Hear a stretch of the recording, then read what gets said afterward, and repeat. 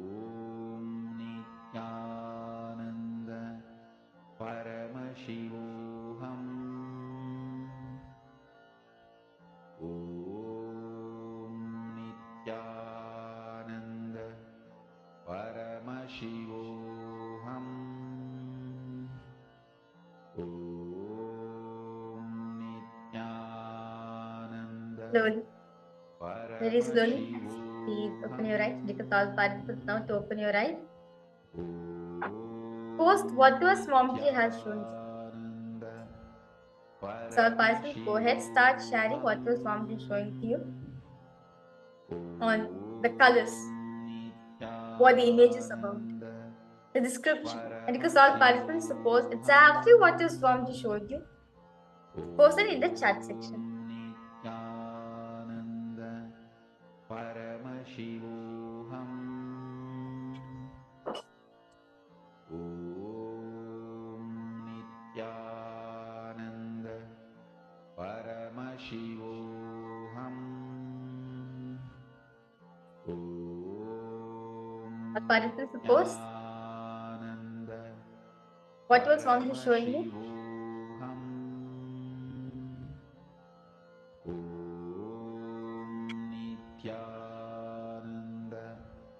Paramashivoham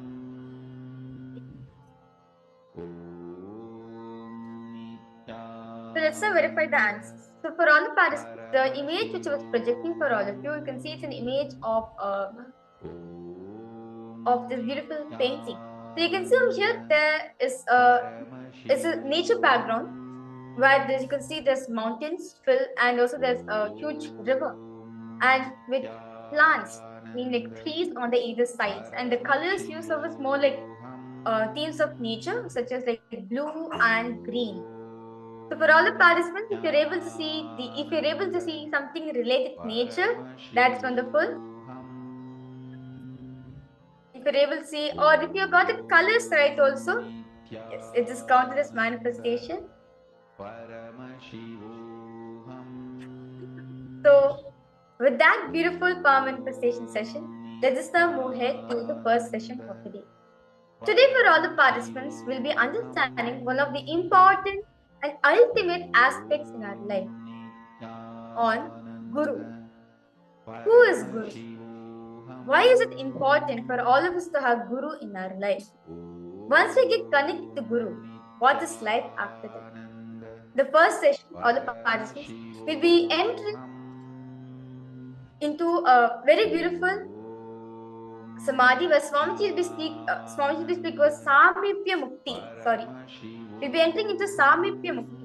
Where Swamiji says that you and Paramashiva are one and the same. You and Guru are one and the same. In that space you enjoy.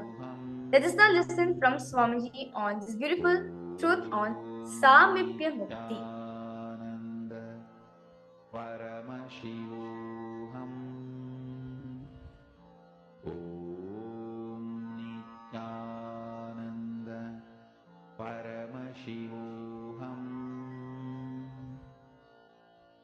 Om Nityananda Paramashivoham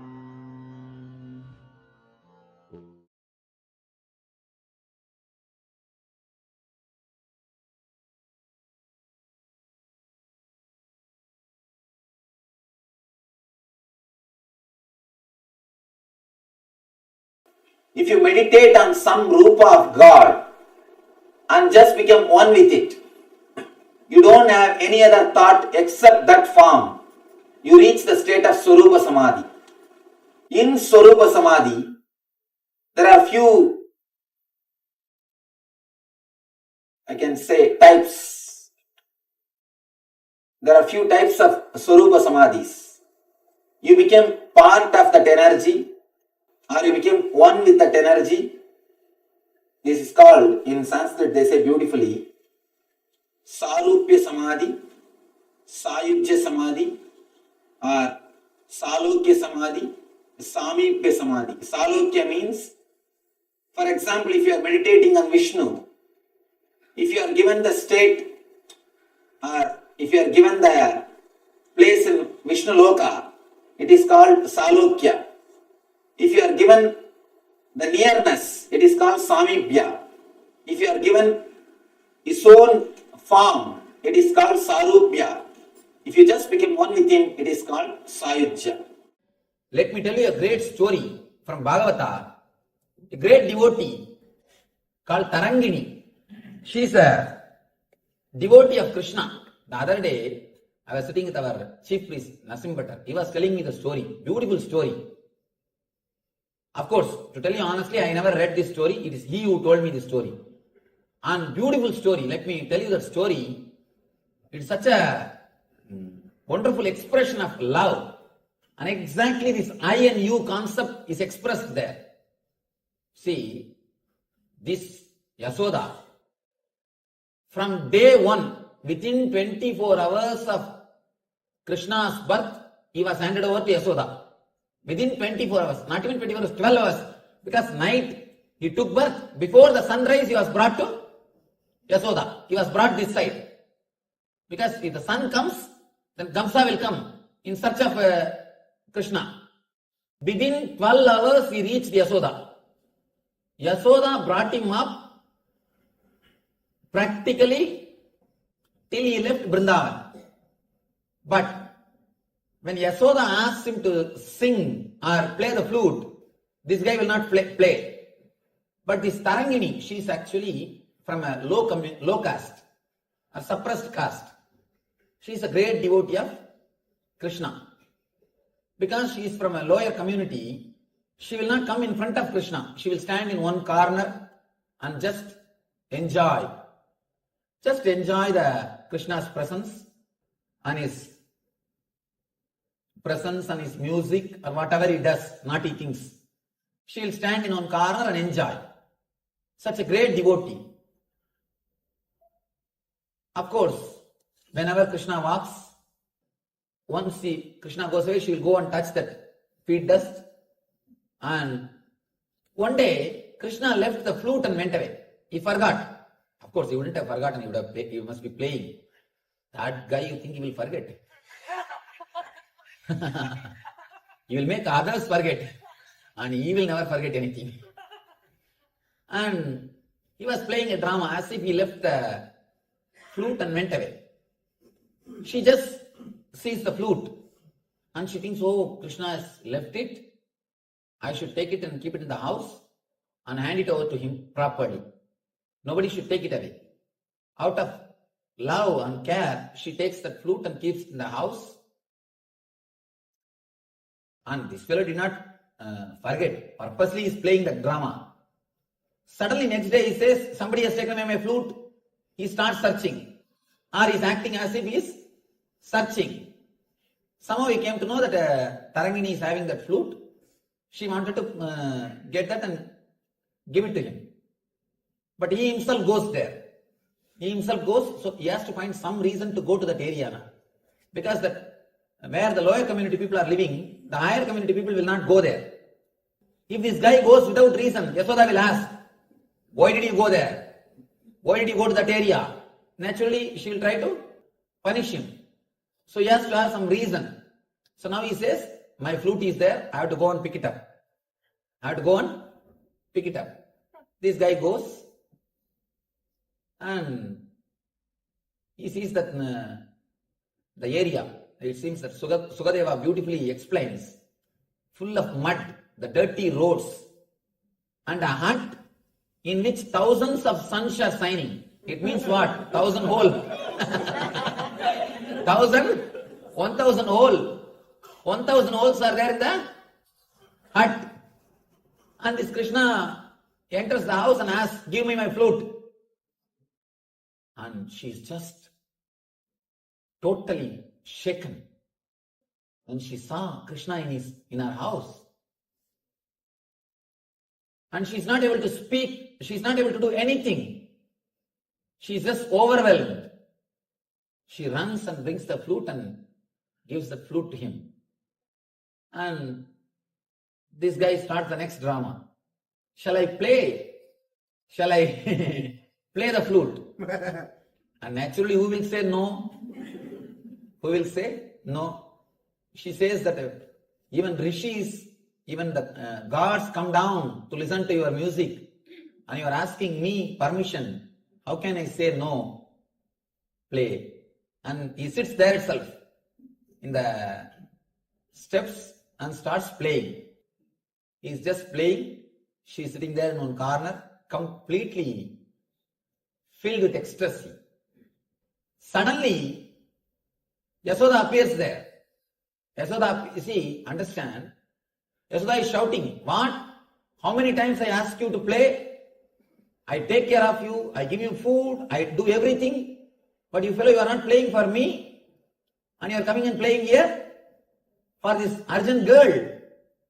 Understand, the attitude of Tarangini is you.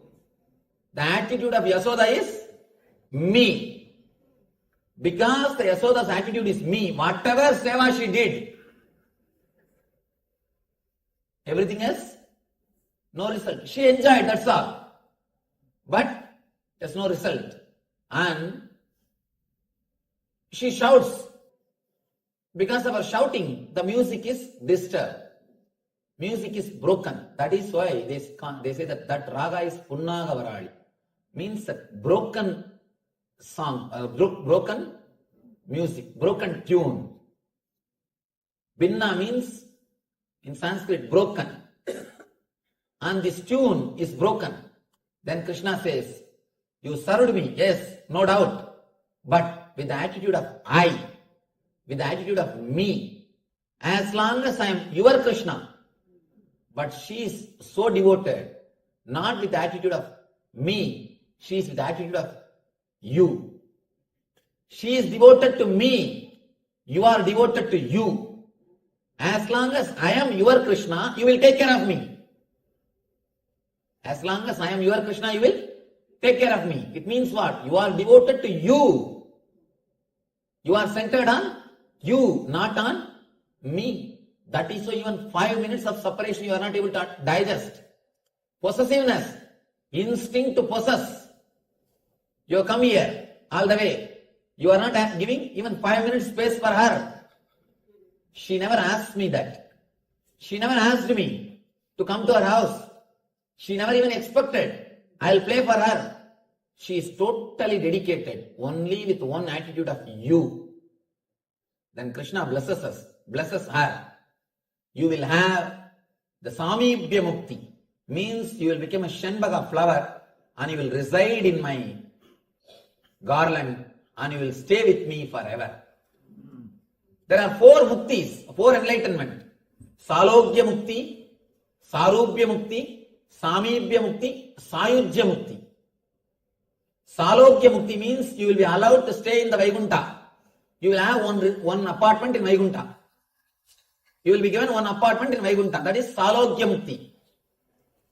Sarubhya Mukti means you will have his own form. You can see Jaya Vijaya. They will be standing exactly like Venkateshwara. They will have that same Sangha Chakra, same all the Ayudas of Venkateshwara. That is called Sarubhya Mukti. Same Swarupa is given to them. Jaya and Vijaya, you can see the same way of Urthabundra, Shankha, Chakra and all the Ayudas. Just as Venkateshwara has got, they will have. It is called Sarupya Mukti. The next level, Samibhya Mukti, being in the inner circle. Being in the inner circle. Chakra, the chakra which Vishnu is carrying, the disc which Vishnu is carrying, he has achieved Samibhya Mukti. Means the very near, close inner circle. And becoming himself enlightened is Sayujya Mukti. Sayujya Mukti. But Samibhya Mukti is the best thing because we can enjoy him. Like an ant enjoying the sugar candy. Becoming sugar candy is different. That is for all these rishis, Vedantis. That is for the rishis. But living very near to sugar candy and enjoying it. For the devotees, the ultimate state is Samibhya Mukti. So here, Krishna gives the Samibhya Mukti to her and blesses her. Let you have Samibhya Mukti. Let you become a flower in my garland and be in my body. Let you be on me. He blesses her. Then he turns towards Yasoda and says, because you serve just with the center of me, let you not have any temple on the planet Earth. She served so much. Have you seen a single Yasoda temple? No. Everywhere you will see Radha temple. In Vrindavan, if you go, Radha is much higher worship. Radha is worshipped more than Krishna. Throughout Vrindavan, even a milkman will say Radhe Radhe, Radhe Radhe. They will say Radhe Radhe, not Krishna Krishna. Only Radhe Radhe. Throughout Vrindavan, only you will hear word Radha. Have you seen a single Yasoda's temple? No. Because whatever service she has done, yeah, okay, great. But she did with the attitude of I. Because of the I attitude, because she was centered on the I attitude, she is not able to achieve. This Tarangini, even though she is born in low community, in the suppressed community, she was never around Krishna. She was never near Krishna. She always will stand away in one corner. So humble. She has not done anything to Krishna. I don't think, of course, she will not be even allowed to serve Krishna because of her community. But just because she lived with the attitude of you, Krishna goes to her house and she goes and blesses her. She goes and gives her liberation. The people who live in the world, as long as they live with the attitude of I, even if they run behind divine, divine will run away. When you have the attitude of you, even if you live in your hut, which has got 1,000 holes, you will see Krishna will be there in your steps waiting for you. In your steps waiting for you. There are thousands of stories we can tell. This wonderful story to express how the I drives the divine, you brings the divine. And it is just one attitude change, the cognitive shift.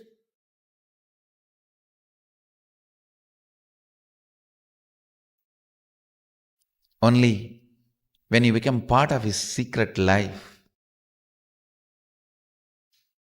you are he is you, you are an incarnation.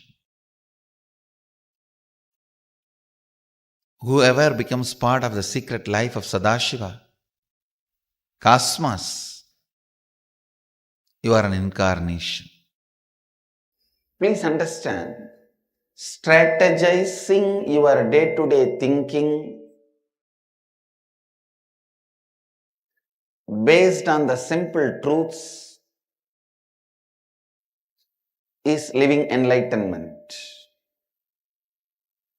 Strategizing your day-to-day decisions based on the eternal truths is living Advaita. Can Swamiji define what is the space of Advaita? Means there are some ultimate truths. Everyone is extension of you.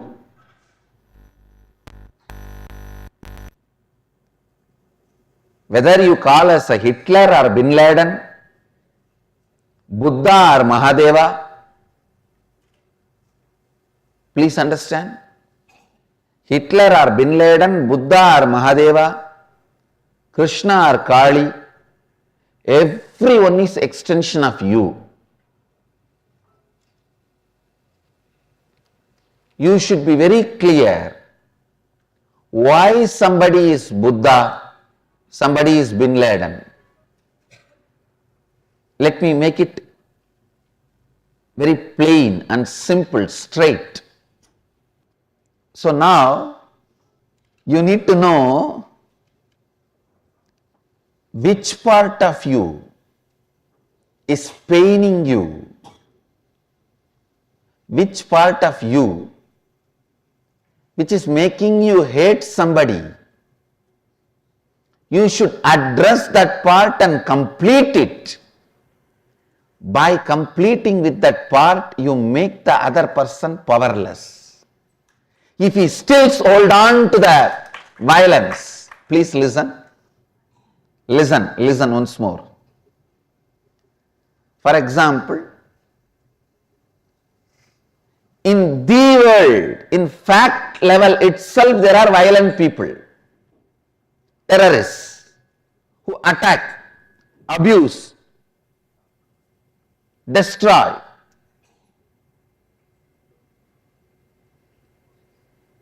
I am not saying what they are doing is right, but before you start defending you, before you start attacking back, your incompletion towards them, the my world's incompletion, complete it. When you complete it, please understand what I am giving you is a successful war strategy, because I have won many wars. I am going to be winning many wars. What I am saying, what I am telling you is not some spiritual philosophy. It is a successful war strategy. Look into you, complete with the part of you which is responsible for your anger, your violence.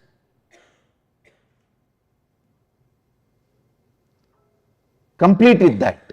You will see that guy, the world terrorist, loses all his power. He will become powerless. You entertaining anger towards him, which is in the my world, keeps his violence active and alive. The moment you complete with this, your enemy will no more be lion, he will become a rat. You just need a little rat poison. You don't need a gun and AK-47. Make the enemy powerless by making your enmity powerless. Then you create the space of Advaita in you. Means non-violence, no enmity. Again and again get back to that space, no enmity, non-violence. I am not even saying become friendly, that is up to you whether you want or not. But decide to be non-violent, no enmity. I tell you,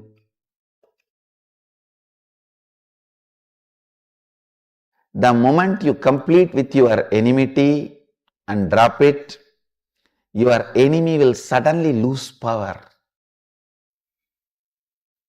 The cosmos will not support him anymore. The person who is not supported by the cosmos is like a fan which is not supported with electricity, power. It cannot run. If it was running, maybe it will take few seconds for it to stop once you switch off. But not more than that, I tell you. Everywhere,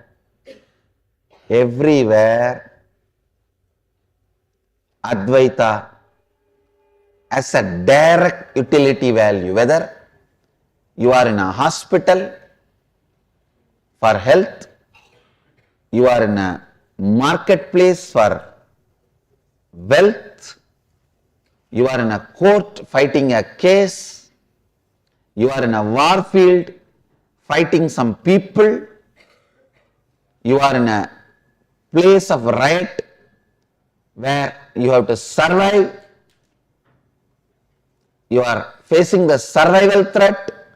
Wherever you are, the space of Advaita has highest utility value.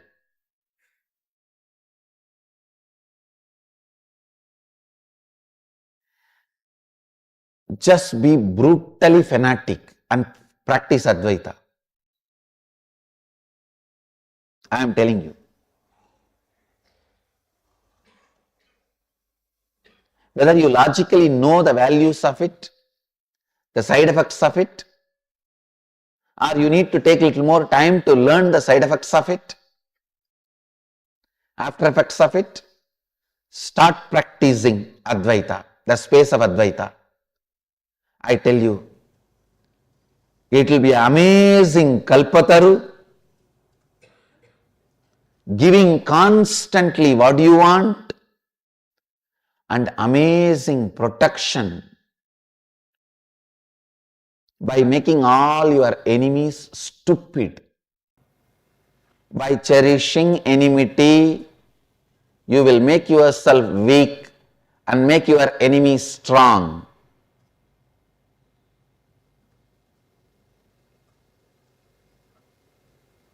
By completing with enmity, you will make your enemy weak. And after that, you don't need to destroy him. And even if you destroy, you won't have sin.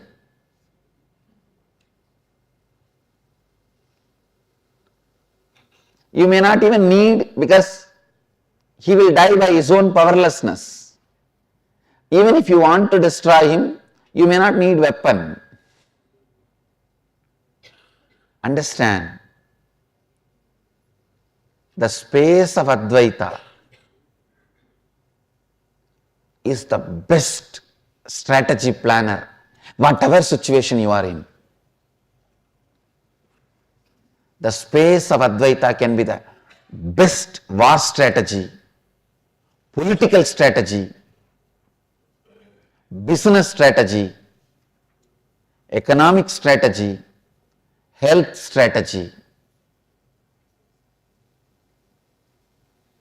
and the strategy for productivity, highest possible life. Whoever lives in the space of Advaita, even when you are directly facing your own death, is liberated. The moment you fall into Dvandva, your life is gone. You are gone, your life is gone. Whole thing is waste. Whether you are fighting with the disease, fighting with a pattern, fighting with poverty, fighting with disturbed relationships, fighting with terrorists, fighting with society,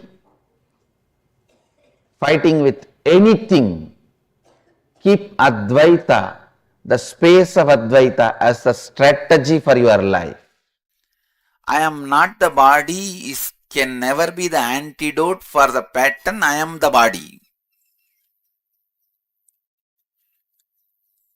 I agree, I am the body, I am the mind. That only separates you from Advaitic truth, your original space. But I am not the body, I am not the mind is not solution. That is not antidote.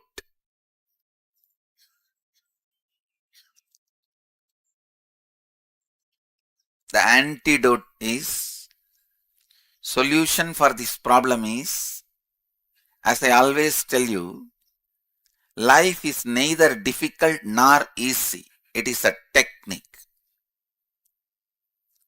Solution for this problem is neither difficult nor easy. It's a technique. If you are constantly trying, I am not the body, I am not the mind, as the solution will be difficult, because this is not the solution. You are trying in the wrong direction.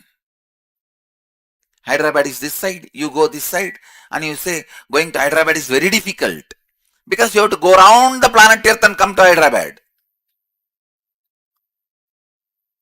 Life is neither difficult nor easy.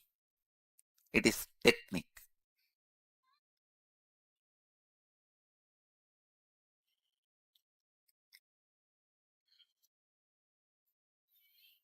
If I am the body is the pattern separates you from your original Advaitic space, I am not the body is not the solution. if I am the mind, idea separates you from your original Advaitic state. I am not the mind is not the solution. Find out the incident you started building the concept I am the body. Find out the root incident when you started building the concept I am the mind. Find out when you started building this pattern, when these incompletions have started getting rooted into you.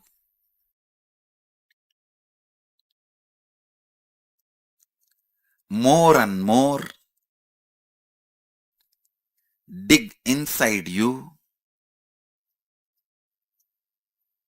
I tell you, the more and more you understand how you built the pattern, more and more completion will happen. The pattern will lose its power over you. More and more you complete with the pattern, more and more experience of your original state of Advaita will come back to you. Please listen. You trying to shout as loud as possible, I am not the body, I am not mind, is not going to help. Advaita is neither difficult nor easy. It is technique. It's neither difficult nor easy. It is just technique. Understand?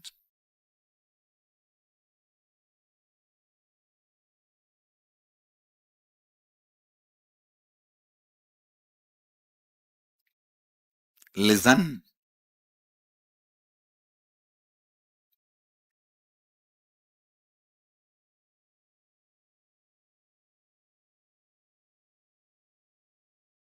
Dig more and more, deeper and deeper into your being. When you started building this pattern, I am the body, I am the mind. When you started feeling a deep affiliation, association with your incompletions. I have seen people taking decisions during the moments of craziness. This is my contribution. This word is crazy. Means scared and crazy, both together. Never ever decide when you are scared and crazy. Never, never, never ever decide when you are scared and crazy. Drop this pattern of making decisions. Drop this pattern of making decisions when you are scared and crazy. I tell you, 90% of the difficulties you face experiencing Advaita will be cleared away. You will be free from it. You will be liberated if you stop making decisions when you are scared and crazy. Do not make decisions when you are scared and crazy. The craziness which comes when you are scared, please understand, being scared can be handled separately, successfully.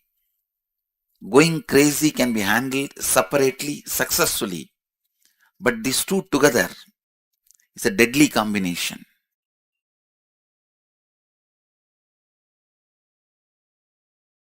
Just these basic 2-3 truths. One,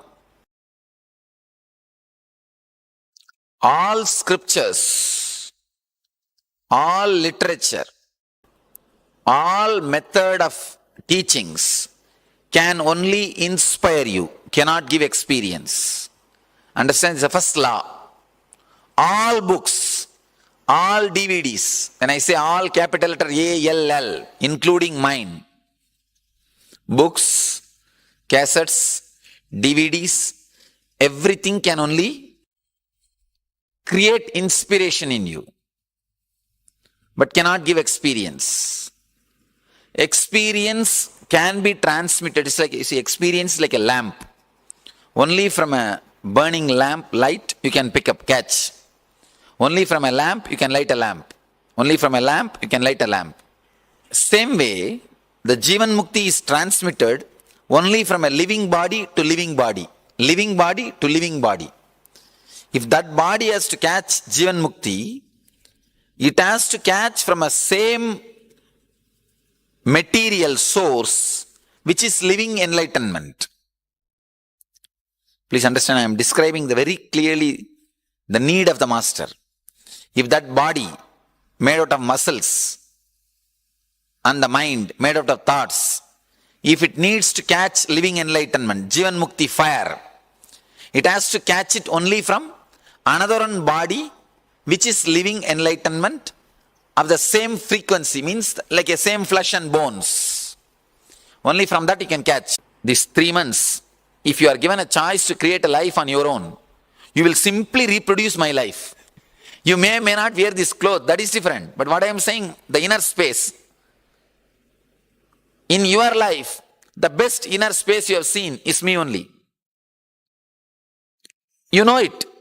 You know it. Sometime you may not be able to connect through proper relationship, like you may not be able to think that you should live around me permanently, or that and all is second, that and all is social. But I am the ultimate space which you wanted to create in you, as a no doubt. So naturally, which one you will pick up? You will pick up the master card only. Ramakrishna says, living around the master is much more than enlightenment. Because you get all the joys of enlightenment, not the responsibilities of enlightenment. That day I gave you the example, like patterns kicking you like a football is a bound soul. Patterns honoring you like a army honoring the president is like an enlightened being. When an enlightened being is going in a vehicle, receiving the honor of the army parade, if you are a son or a grandson of the president and you also stand there and receive all the honor, I tell you, that is the most blissful, because even the president, even though he receives the honor, he has the responsibility of that army. There you receive all the honor, but you don't have any responsibility. All the power is there, but not the responsibilities.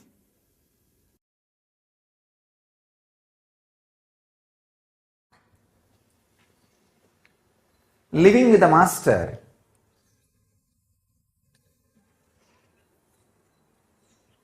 is just living with a dynamic, dynamite diamond.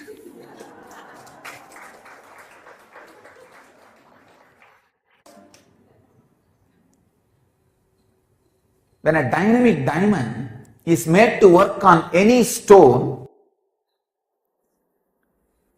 other than the diamond part in the stone will be completely removed. See, the quality of diamond is, when it is dynamic and made to work on any object, all other particles in that object except its very strength, diamond, it will all be removed. That's the way the diamonds are polished. Only the diamonds are used to polish the diamond. It's like any stone has some component of diamond in it and some component of ordinary carbon in it.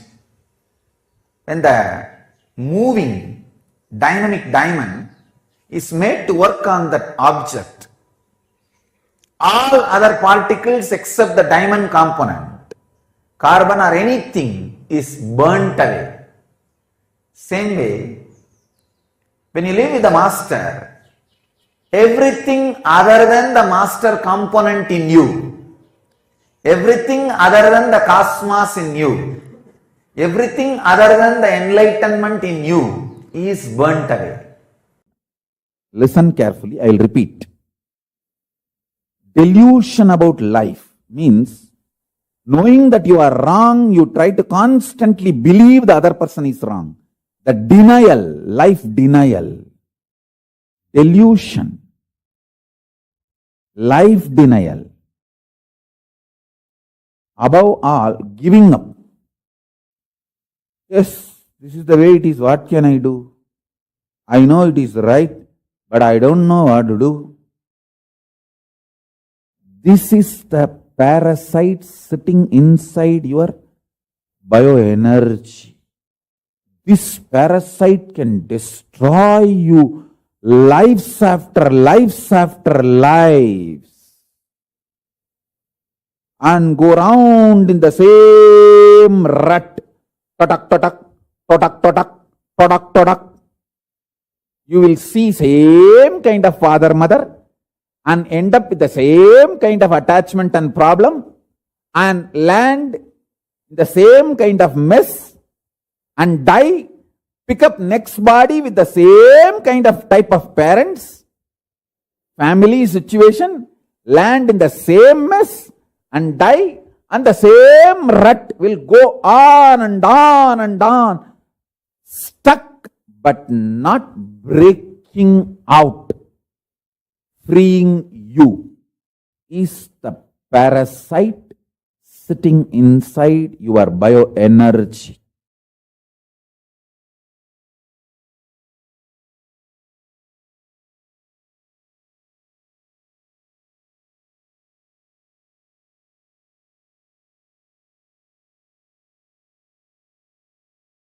Only one thing can detox you from all the parasites sitting in your bioenergy, living around the master. You need to see him constantly, how he behaves, how he lives, how his muscle memory is working, how his biomemory is working, how his bioenergy is working. Guru Seva is the only way the parasites in the bioenergy will be detoxed.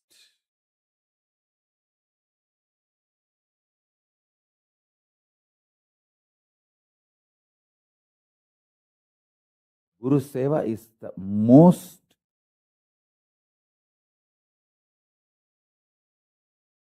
direct method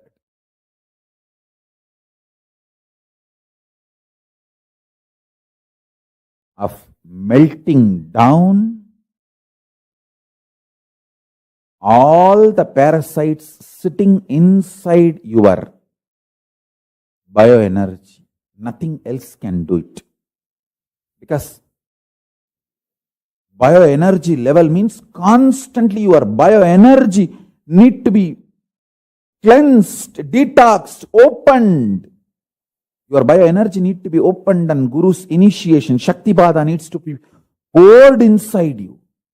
And you need to go on experiencing detox.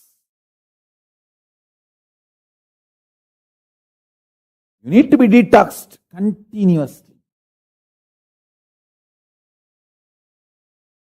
Because the parasites sitting inside your bioenergy, you collected it for many janmas, multiple births you collected.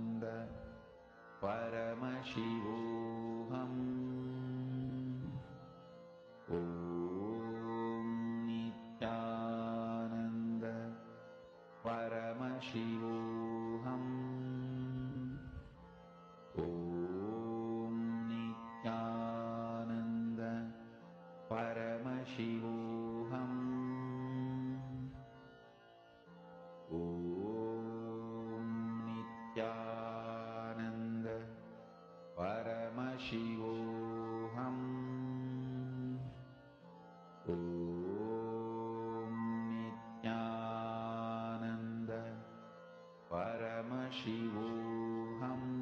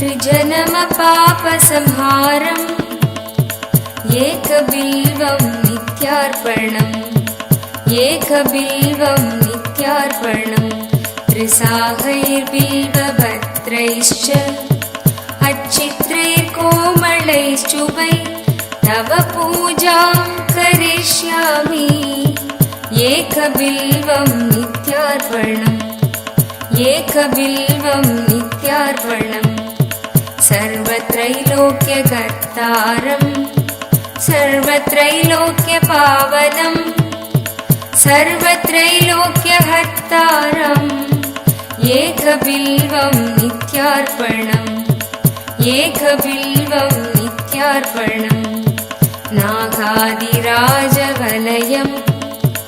नागहारेण भूषितम् नागकुण्डलसंयुक्तम् एकबिल्वं नित्यार्पणम् एकबिल्वं नित्यार्पणम्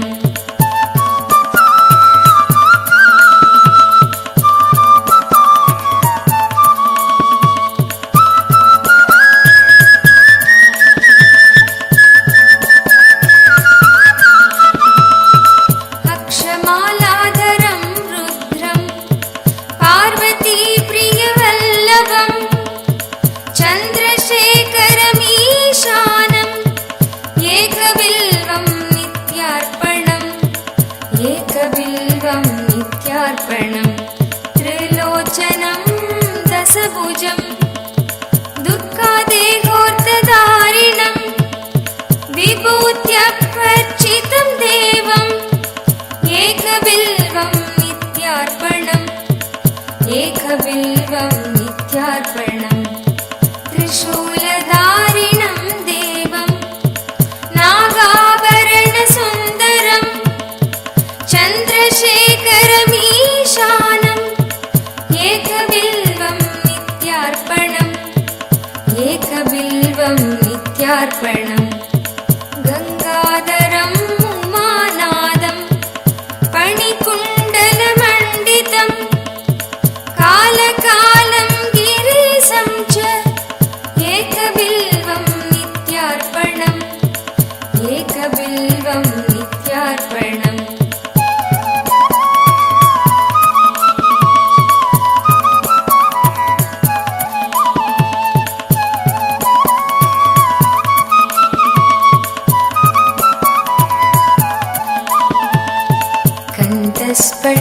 स्फटिकसङ्कासं चितिखण्डं कृपानिधिं सर्वेश्वरं सदा शान्तम् एकबिल्वं नित्यार्पणम् एकबिल्वं नित्यार्पणम् सच्चिदानन्दरूपं च पारनन्दमयं शिवं वागीश्वरं चिदाकाशम् एकबिल्वं नित्यार्पणम् एकबिल्वं नित्यार्पणम् शिविविष्टं सहस्राक्षं दुत्तुभ्यां च निषङ्गिणं हिरण्यबाहुं सेनान्यम् एकबिल्वं नित्यार्पणम् एकबिल्वं नित्यार्पणम् अरुणं वामनं दारम् वास्तव्यं चैव वास्तुवं ज्येष्ठं कनिष्ठं वैशान्तम् एकबिल्वं नित्यार्पणम् एकबिल्वं नित्यार्पणम्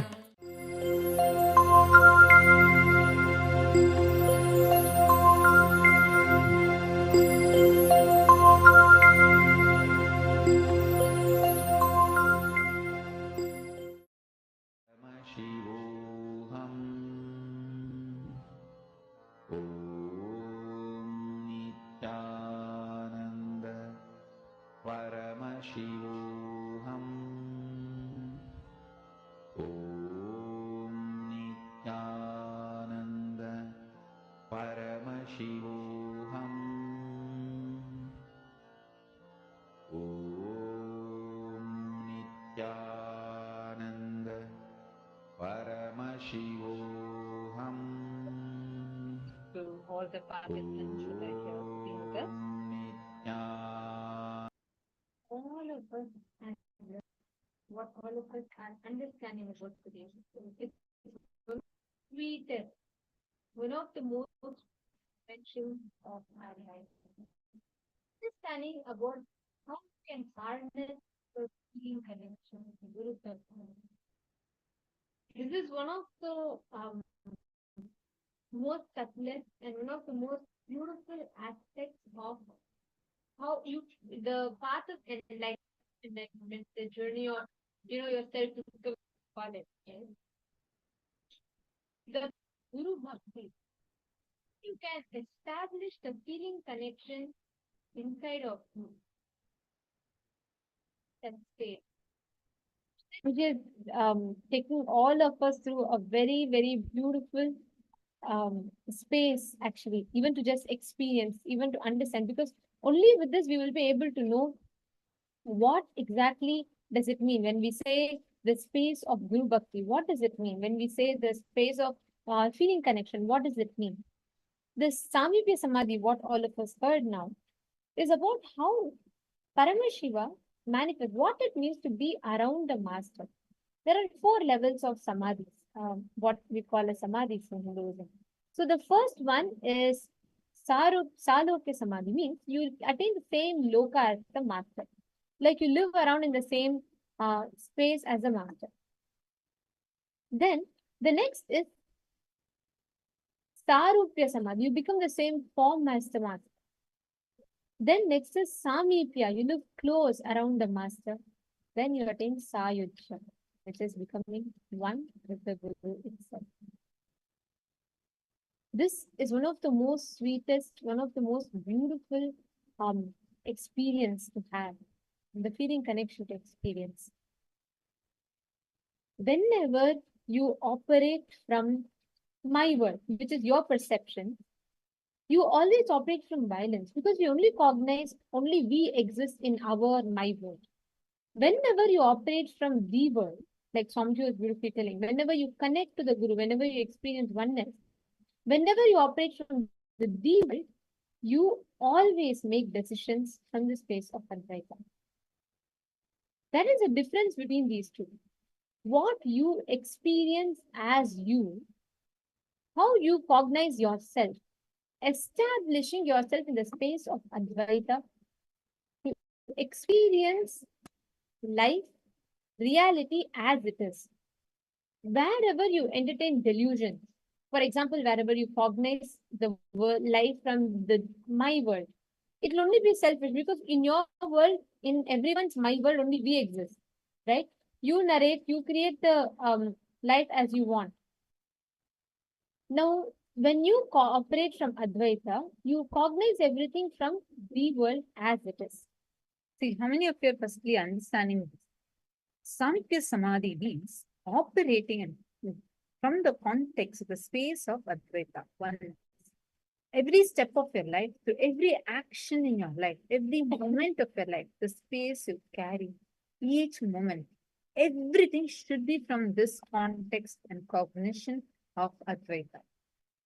A pure space of non-duality. In the inner world, not having any conflict or contradiction about what you want and projecting that and experiencing it without any conflict or contradictions in the outer world also, and experiencing non-duality as a flow of your very life is reality. Whatever you project on the cosmos, Swami says so beautifully, whatever you project on the cosmos is a project for the cosmos. Now we are going to be sitting and doing an exercise to experience the state of completion that leads you to move and move to the space of Advaita. Now each thought, the cognition that you are having inside of you, actually anytime you're not able to manifest your reality outside you, you're not able to get what you want to, whatever you want to manifest, if you're not able to manifest that, be very clear, there is some inner conflict, inner contradiction. That is what is stopping you from actually manifesting your reality. Otherwise, if your projection of what you want is very clear, if you're able to clearly project it, then like as Samji said, it becomes a project for the cosmos, meaning it has to become a reality. Whether it's related to your relationships or it's related to your business, it's related to your career, it's even related to your self-confidence, your self-esteem. It can be in any direction. Your health, the breakthrough you have been waiting for, the way how people perceive you, cognize you, how you hold people in everything, whatever are your desires, whatever you want to achieve, want to experience, all that just with sitting with this cognition inside of you can completely transform from the space of Advaita. Is clearly able to project it, can completely transform, change your reality, and actually manifest what you want. So let us all now do a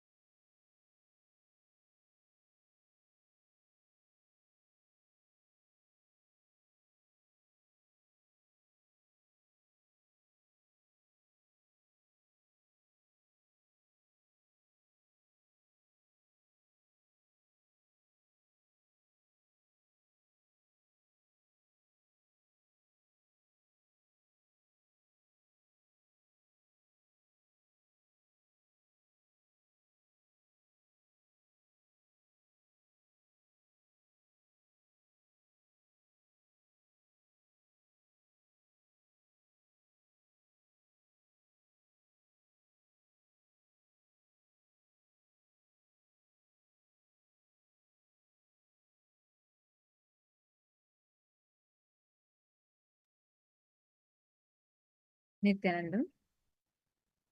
Sorry for the technical glitch. I hope now all of you are able to hear us. Take a few minutes and pen down the conflicts or contradictions that you are experiencing inside of you. For example, should I ask my loved one to make dinner or maybe not? Should I take a job or to study further? In whatever level you may be having conflicts or contradictions inside of you, please write it down.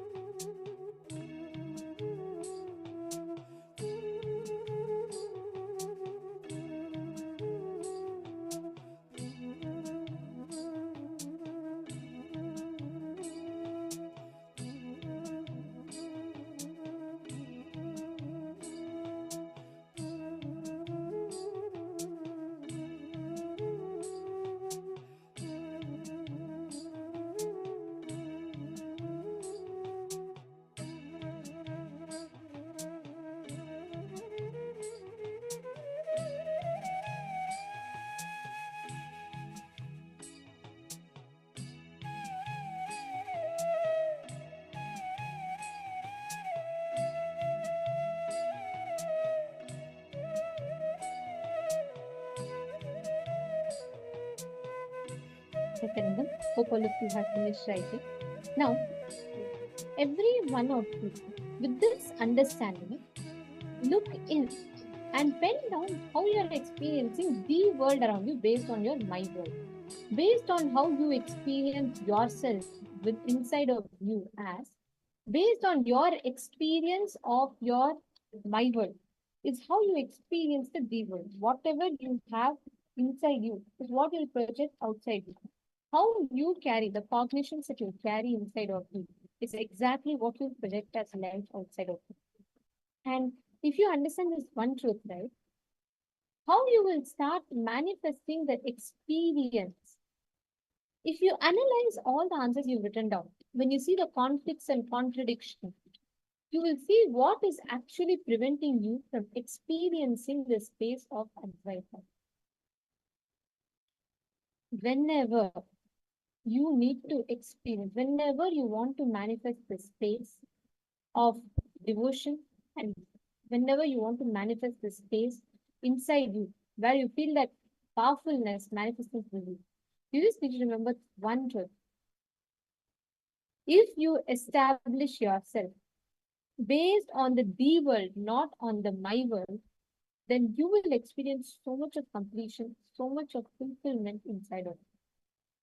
Now that we all learned about the Samipya Samadhi, next what we're going to be entering into is a very, very interesting session. In this session, Swami is literally going to be summarizing our journey as a disciple with the Guru. Actually, this is a very, very, very sweet session. During this whole time, don't get distracted into anything else. Actually, few minutes if you listen, actually, you will not be able to get distracted into anything else. It's a very sweet journey of a disciple meeting the Guru. How was our journey with the Guru? Beautiful way Swamiji would narrate this whole thing in the form of lion and cub story. So intensely listen and you will have the experience itself through this session. And this whole session is a story. So just sit back and enjoy the story. And through that story, Swamiji will give you the experience of what the master-disciple relationship is. What is the ultimate goal of the master-disciple relationship? So let us now listen to the revelations.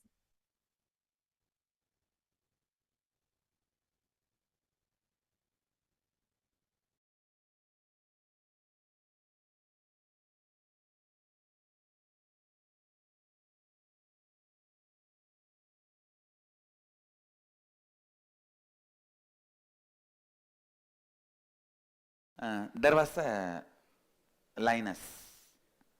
She was pregnant, about to deliver.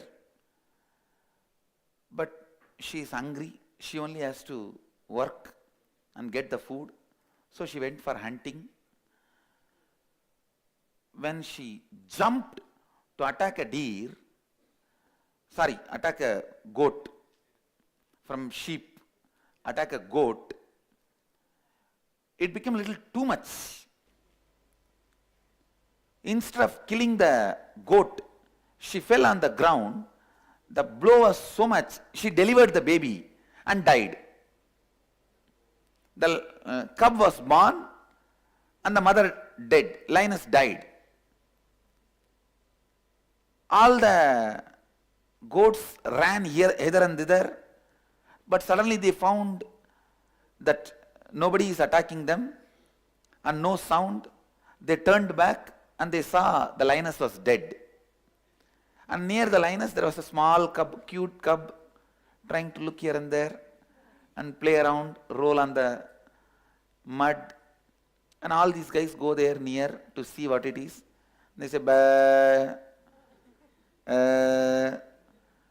and they see a small baby, doesn't know what to do. That baby just started jumping and trying to bite some female goat and try to drink milk. And the female goat, really she felt compassionate and she allowed the cub to drink.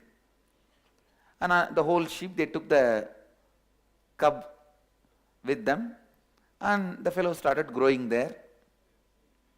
Slowly, he started eating the grass just like any other goat and started making the same sound. He was growing. Everything was going smooth. He was even about to fall in love with another one female goat and start his new relationship and life. Everything was going well, nothing wrong. Suddenly one day, big storm. One lion saw this whole sheep and one cub running around with the sheep. He was shocked, surprised. But before he could do anything, the whole sheep ran away. Next day the lion again came back to the same place, waited for this sheep to move, and he just jumped and caught only that cub. And that fellow started bleating same way. Ah, ah, leave me, leave me. Started shouting. This fellow caught the neck and said, hey, what are you doing in this group? This fellow said, I am a sheep, I will be there with them. I am a goat, I will be there. What am I doing? Means I am grassing, I am eating, I am grazing and I am eating the grass.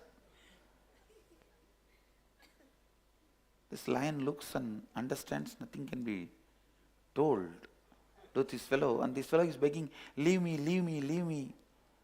And the lion, all right, takes the hands off, and this fellow runs as fast as he can and goes and joins the sheep. And next day again he waits. Again he jumps and catches the same cub, holds him by neck and say, look, you are a lion, you are not goat. Don't be stupid. That fellow starts screaming, no, no, no, I am sheep, I am goat, leave me to be with my people. This fellow says, all right. He takes his hands off. That fellow runs as fast as he can, joins his team, goes back. But that night he was not able to sleep. That night that cub was thinking, what is this? That fellow was talking something stupid, but he seems to be compassionate. Otherwise, why he did not kill me and eat me? He left me. Experience of after seeing first day satsang. Our kalpataru touch. He did not kill me. He left me. Why? No. He is telling, I am lion. Something is, he has some big plan, he has some conspiracy. Maybe he is going to make me do inner awakening. He has some larger plan. No. He is not a good guy. Come on. Let me be with my mother sheep, father sheep, brother sheep, daddy sheep, girlfriend sheep, and everything. Come on. Pull the blanket and try to sleep. But that eyes, which looked into your eyes, coming again, not letting you sleep. Next day morning you try to get up and join the whole team. But before coming near the region where the lion was there for last 2-3 days, when you are coming near that area, you have a doubt, should we go against that same area? Why not we tell all these fellows to change the route? But will they listen to me? Who? Why? I think, but we have come all the way. I'll quickly run before he catches me. Run as fast as you can. Next time when you see the poster somewhere, in the street, NKY, NDY, run as fast as you can. But again, he runs faster than you because he's a lion, you are a cub, and he catches you. Hey, did you think about what I told? You are a lion. No, I did not think about anything. Don't talk to me. I am not interested in what you are saying. I am my father, mother. New girlfriend. Did you not see my selfie with her in the Facebook? I'm getting engaged quickly. I'm planning for engagement. And don't disturb my life. Everything is going smooth.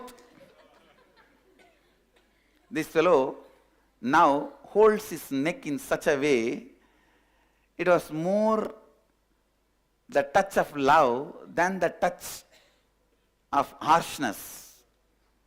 And he says, all right, but listen, at least once, try to look into the mirror, see my face, and see your face in the mirror.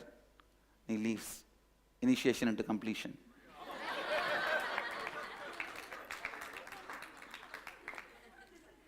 That fellow does not understand what is mirror. He runs along with the team, goes and sleeps. That whole night he is thinking, what is mirror? What is mirror? What he is telling me to do? Why should he every day catch me but not eat me? And why is he letting me go every day? What is mirror? Next day, the same team, same group, same route. He stands from a distance and asks, can you tell what is mirror? Dialed avatar call.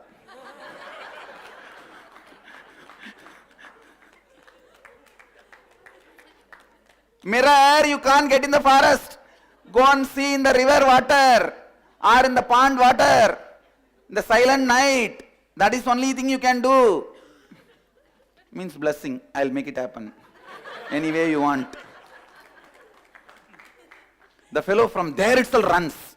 Doesn't want to come near. Runs. By now, the touch 2-3 times has made his biomemory believe he's a good guy.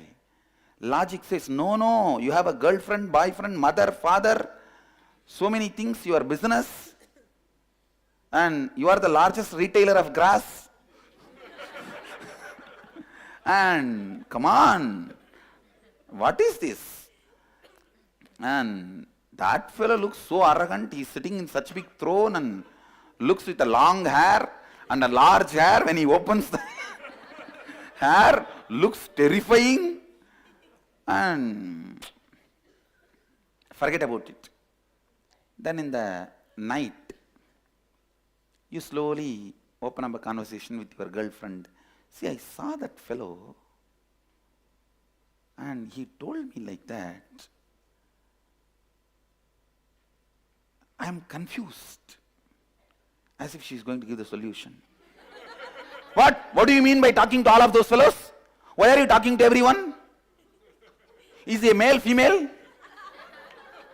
Or insecurity?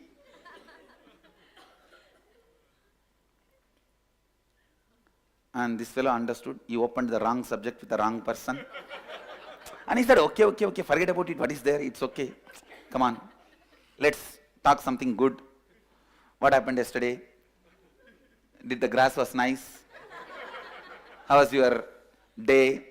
Let's talk nice things. But slowly, in the midnight, he thinks, why not try to go and see that pond water in the moonlight and see how I look? Because now I know how he looks. He slowly goes. He sees the moon. He sees the silent water. He puts his head. Wow! Lion is there and jumps back. That fellow is sitting here to catch me and eat me. Because we were all as a group, he was afraid to kill me. Because all my father, mother, girlfriend, boyfriend were there, they will protect me. That is why he is now calling me alone to kill me.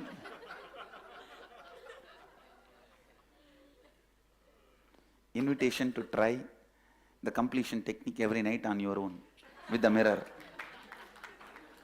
He is calling me alone to finish me off. No. Then he thinks, but there is no sound. How can that fellow be inside? He looks around. He's brilliant. So he looks around for the footprint. If he has come some way only, he would have come. Come on, see the footprint, whether he has come. And he sees no footprint. No footprint. Then that is Atmamurti. How will I have a footprint?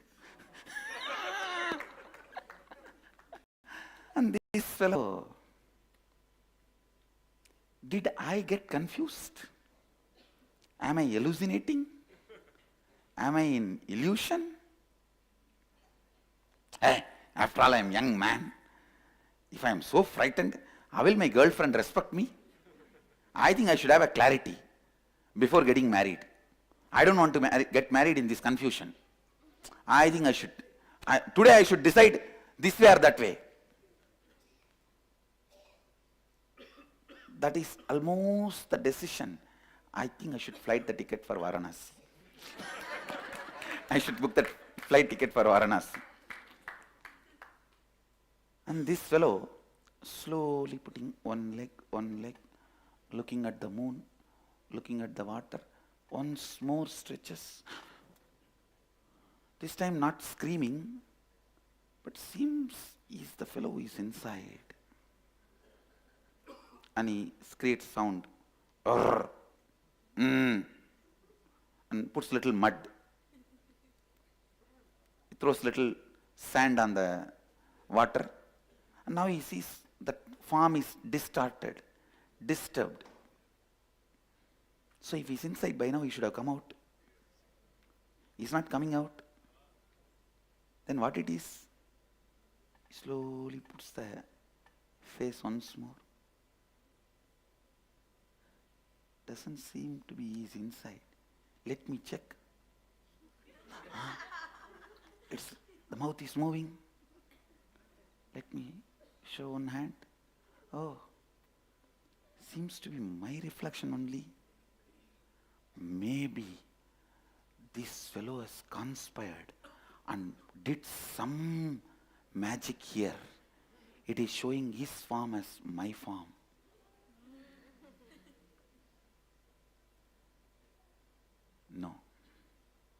No, there is some big game here. There is some game. No. He comes back.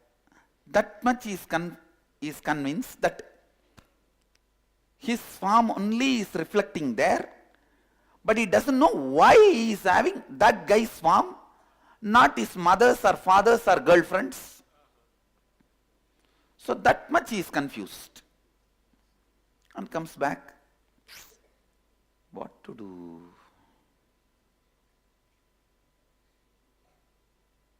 He feels like somebody is lying to me, trying to cheat me. Either that fellow or these fellows. Who is trying to cheat me? Society or Guru? The confusion. These fellows tell in one way, he tells in the other way. He seemed to be a nice guy because he doesn't need to leave me so many times.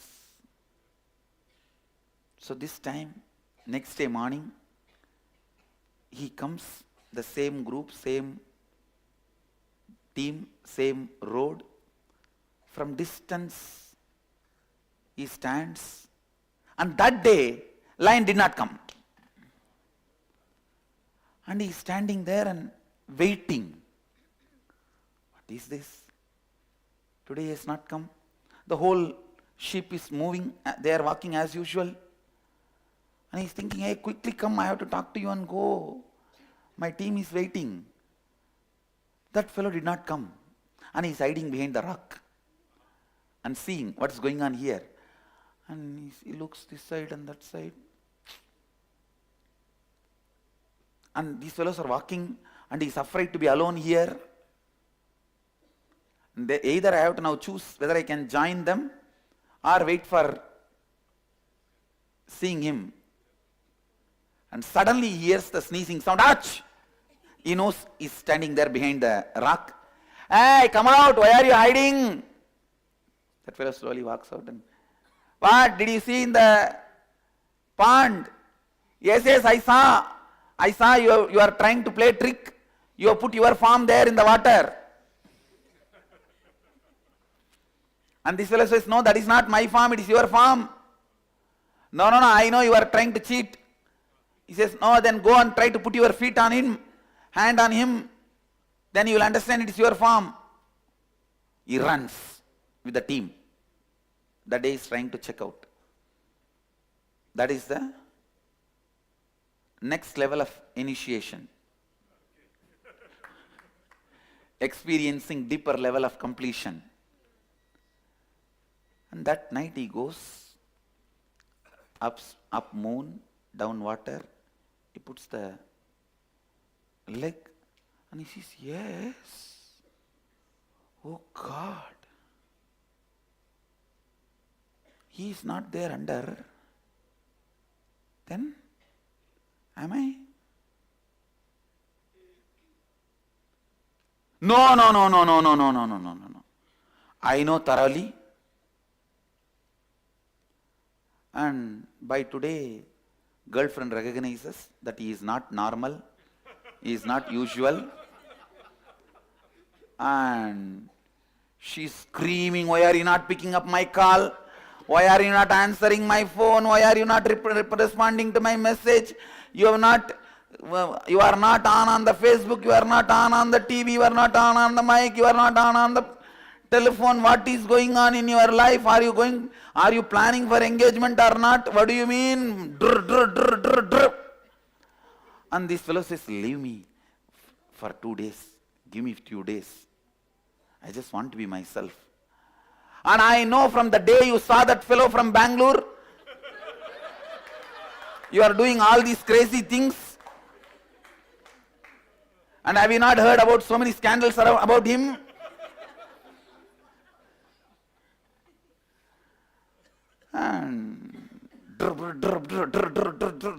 And this fellow actually kept the phone like that and is in peace. After that, when she sees that there is no response, she disconnected the phone. He drops the phone and he is not able to sit with himself. Today, much before the sheep arrived, he came to that spot and he is waiting.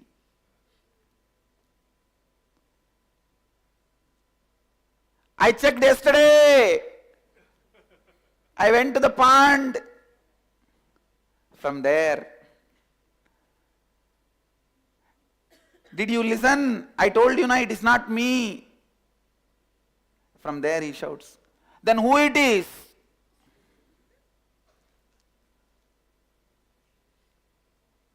Arey, whether you understand or not, it is you. How can that be? By now, this fellow developed little courage. Asking all these questions, he slowly started walking towards where the lion is. But not closer, but where the lion is. And this fellow is sitting, maybe under a banyan tree. And this fellow, from a little distance, ready to run, with that high alert, ears up, legs straight, tail straight. Then who is he? Hey, it is you. How many times I am telling you? It is you. No. From the time I am born, I know I am a sheep. Hey, find your root pattern. First moment when you started feeling you are a sheep. When you started thinking you are a sheep. What is root pattern? Find the moment when you started thinking you are a sheep. And who told you you are a sheep? My uncle told me. Is your being is comfortable and okay with you believing you are a sheep? No, there is always uncomfort. But I don't know why. Maybe because I don't have enough grass stock for me, for my future. And my girlfriend mouth is little long and she's not that beautiful. If that can be done by plastic surgery and I accumulate enough grass for my whole life, then I'll be comfortable and settled.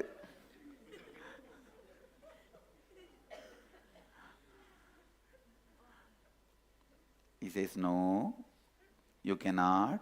You will not be able to settle with the plastic surgery, all the wealth accumulation. You need to understand who you are. I am confused. For last 3 days, my girlfriend is not talking to me. My business is not going well. I have left all my business and came here to see you. Okay.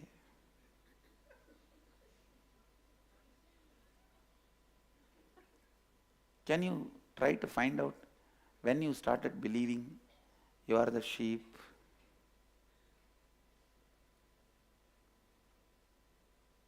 Okay.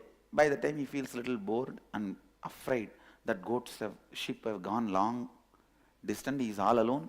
The moment he realized he is all alone, he ran. And the lion is just sitting, relaxed.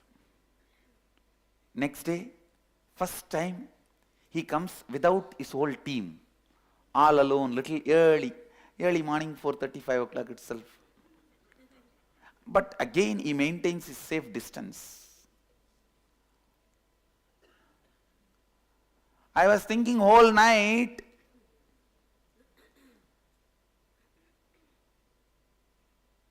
but there are many questions about it.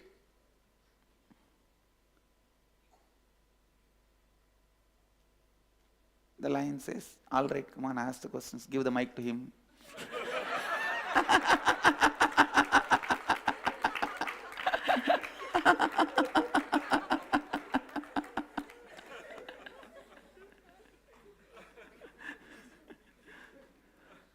Then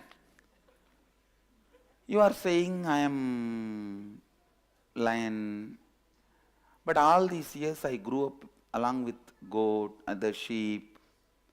They gave me food. I ate like them. I slept like them. I blurted like them. I did everything like them.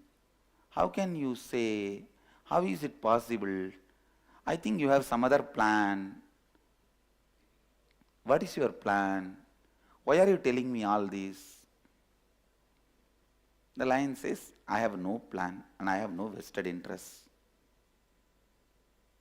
If you want, every night go and see in the pond, in the moonlight, who you are and meditate. Means practice completion on your own. Then you pick up the mirror, put your face into it. Drrr, drrr. When did I first think I am goat? There was a day I was trying to sleep outside the sheep. My uncle, who really cares for me, came and slapped and dragged me inside the team and put me to sleep with my mother. But he cares for me, na? No? Did you feel that at that time? Okay. It is still confusing but not convincing. Whole night it does completion of the root pattern. Second day, he comes without the sheep, little closer, but not to the level where he can touch, but little closer, and says, I think I trust you because every day I come. If you want, you have any vested interest, you could have killed me and eaten me day one. You did not do. So I trust you. But still I am confused about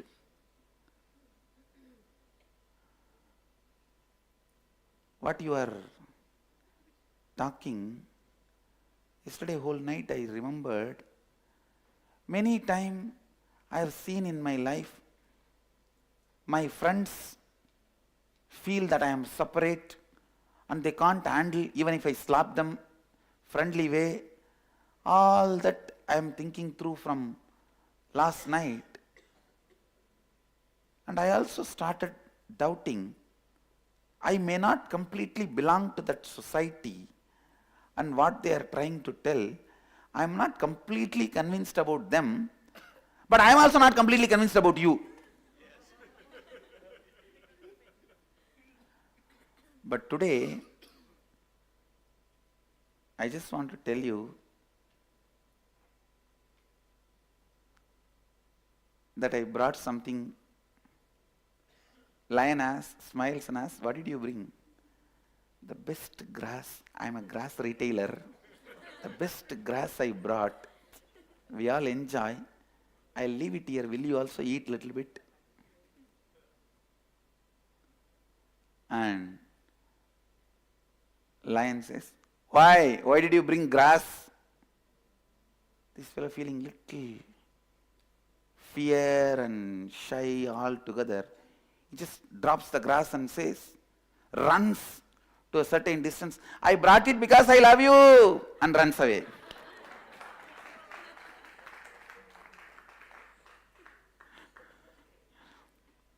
And the next day, when the cub is again back, he sees lion is sitting on that grass. Wow. Then cub asks, did you eat that grass? Was it very nice? And he just picks up one or two grass and the jewelry master is wearing. And all the items he is using given by the devotees. So he feels, wow, then my love is accepted. But this lion has to act as if he is trying to chew the grass and eat it. And the cub asks, was it nice? Shall I bring little more every day? This fellow smiles and says, okay, bring organic.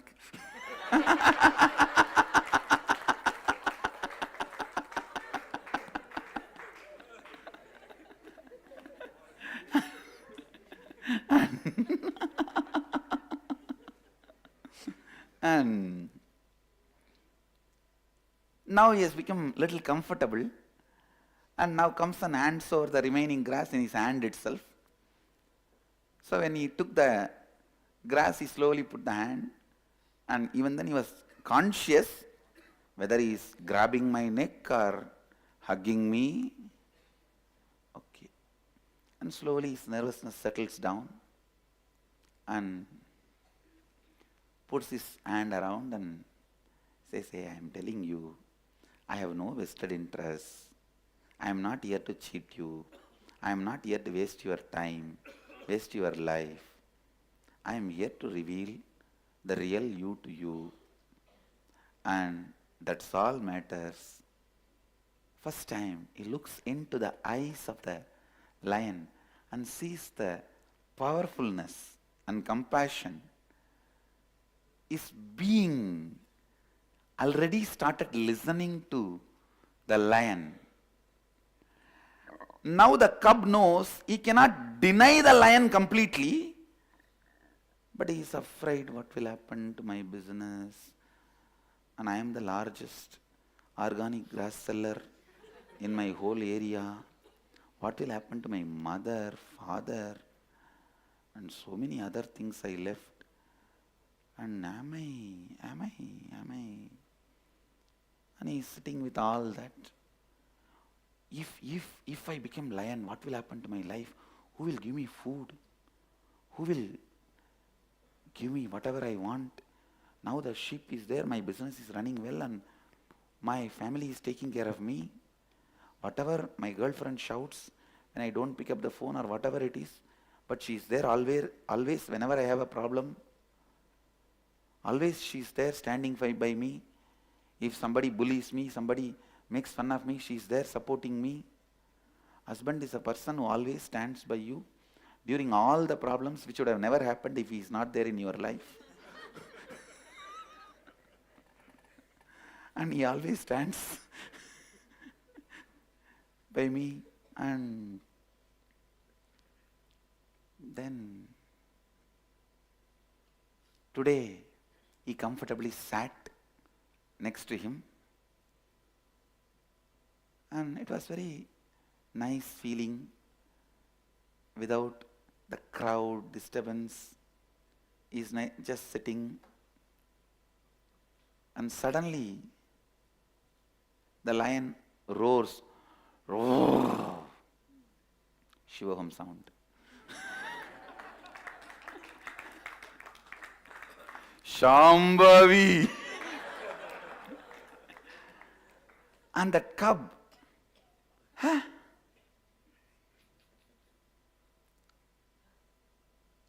see, your sound is different, my sound is different.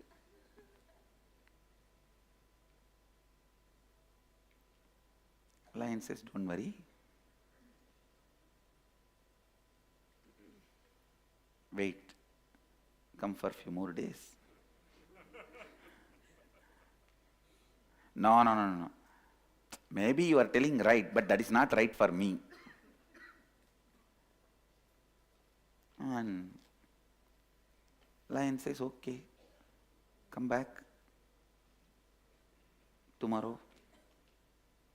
And then again next day.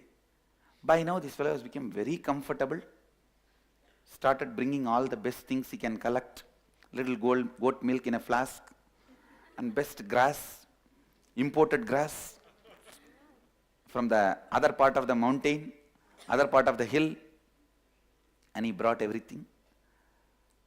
And by now he started coming secretly, because he is afraid of the whole sheep.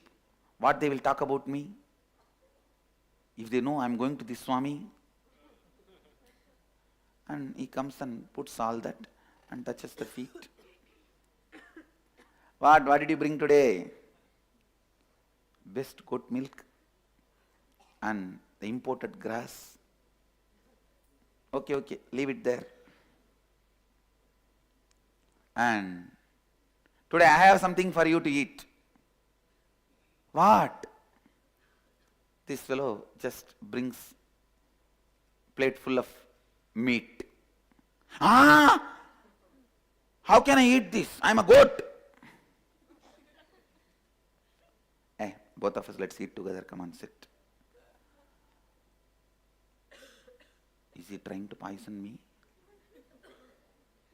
This fellow picks up little and puts in the mouth. Oh, he's eating from the same plate. Then okay. The same side from where he picked up. Pick up little.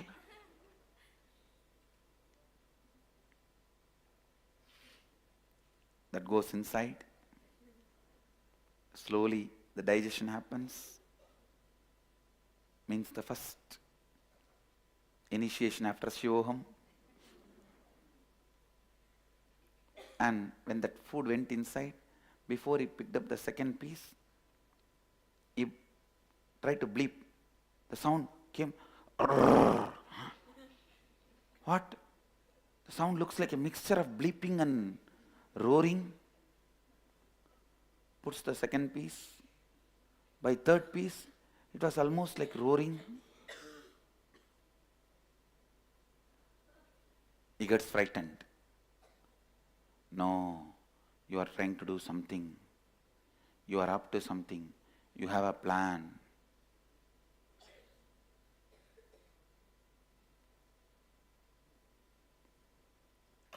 Now, the lion feels responsible. He just catches him by the neck. The cub is not completely frightened that he will be killed, but he feels, hey, why are you catching me so? Leave me. And lion has kept a mirror, and it just puts the mirror. Look who you are. Oh, that is your photograph?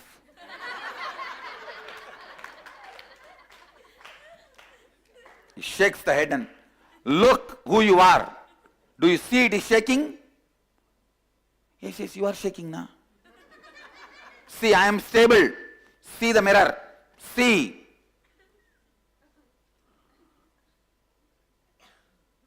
I am only shaking.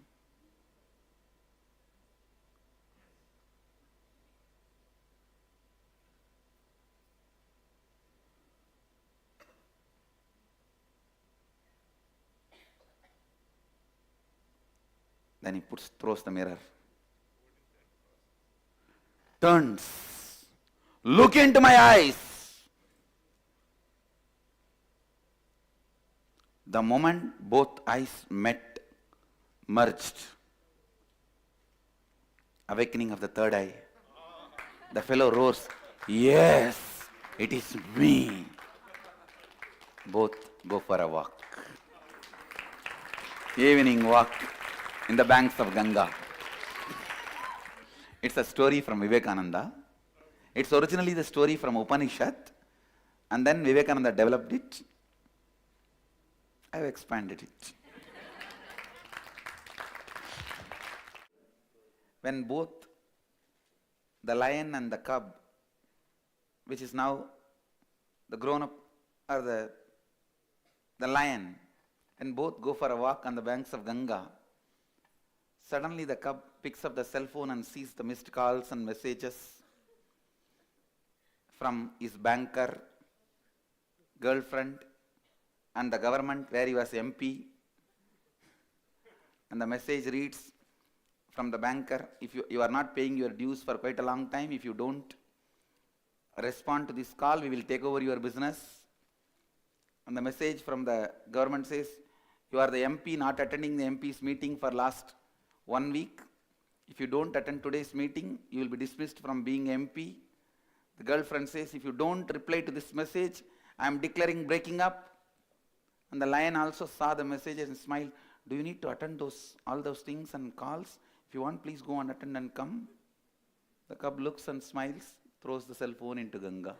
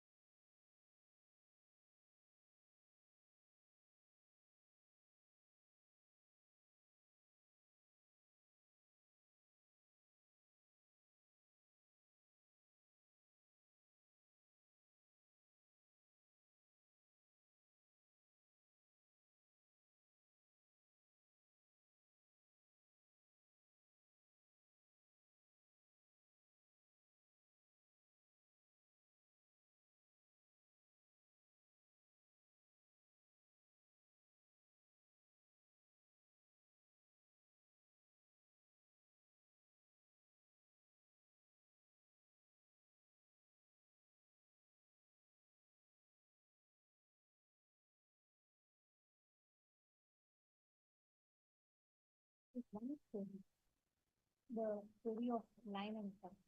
Swamiji is narrated to all of us our journey with the Guru. What our journey for what each disciple's journey with the Guru is.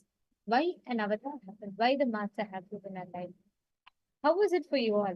How did you all enjoy the story? Can I request all of you to please take a moment and share in the chat?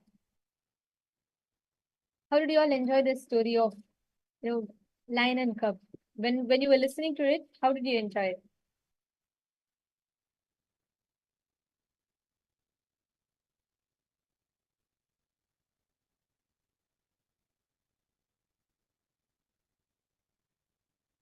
And how many of you felt like literally reliving this Chandrasekharaya saying beautiful yes. journey? Lingodvavanaya.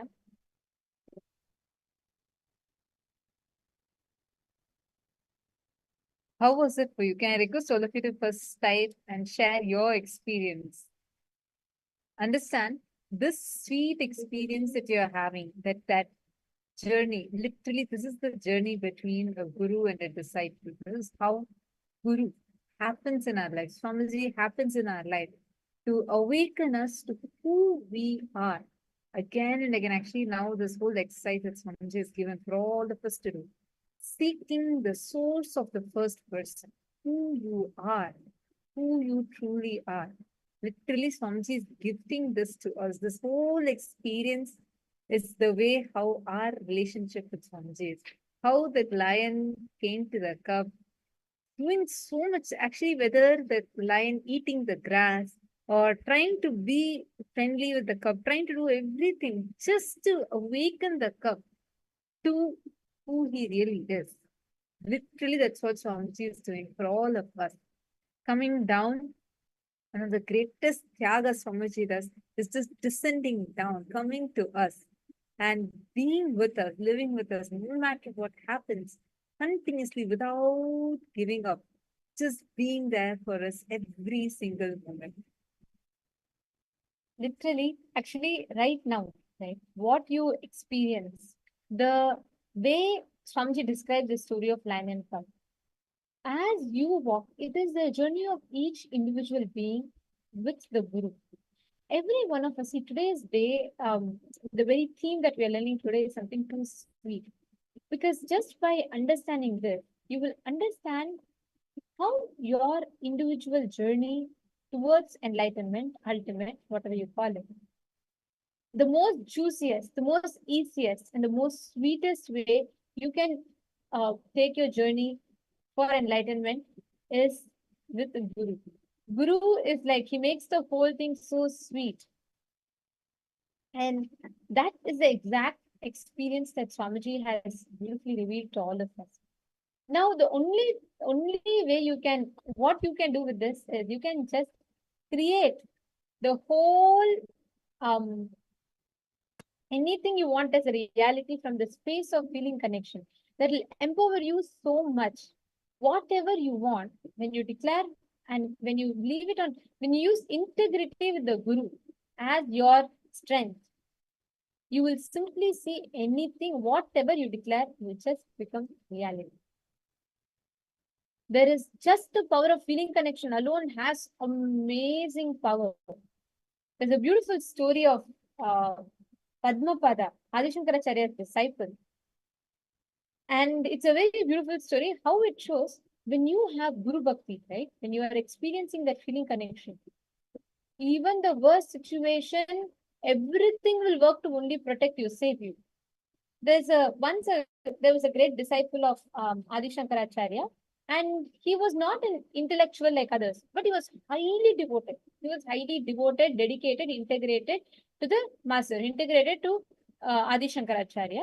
And he was not like brilliant like the other students. He was not good in any of the studies, etc.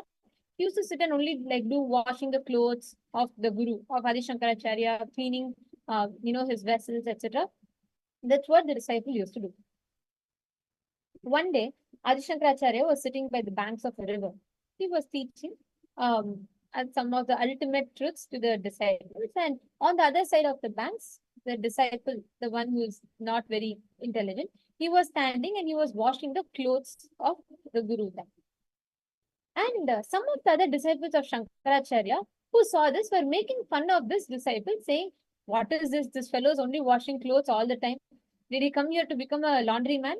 If he's not going to study the scriptures, not contemplating, then when is he going to get enlightened? How is he going to master Prakriti? How is he going to master the nature? How is he going to get enlightened? Everything." So they were all like passing comments. And of course, Adi Shankaracharya hears this. He knows this has been happening. And he wanted to settle this once and for all. Because many of the people who are actually ignorant, they all started saying, "Oh, this guy is not very smart. What is he going to do?" So Adi Shankaracharya, after listening to this conversation, he was just laughing himself.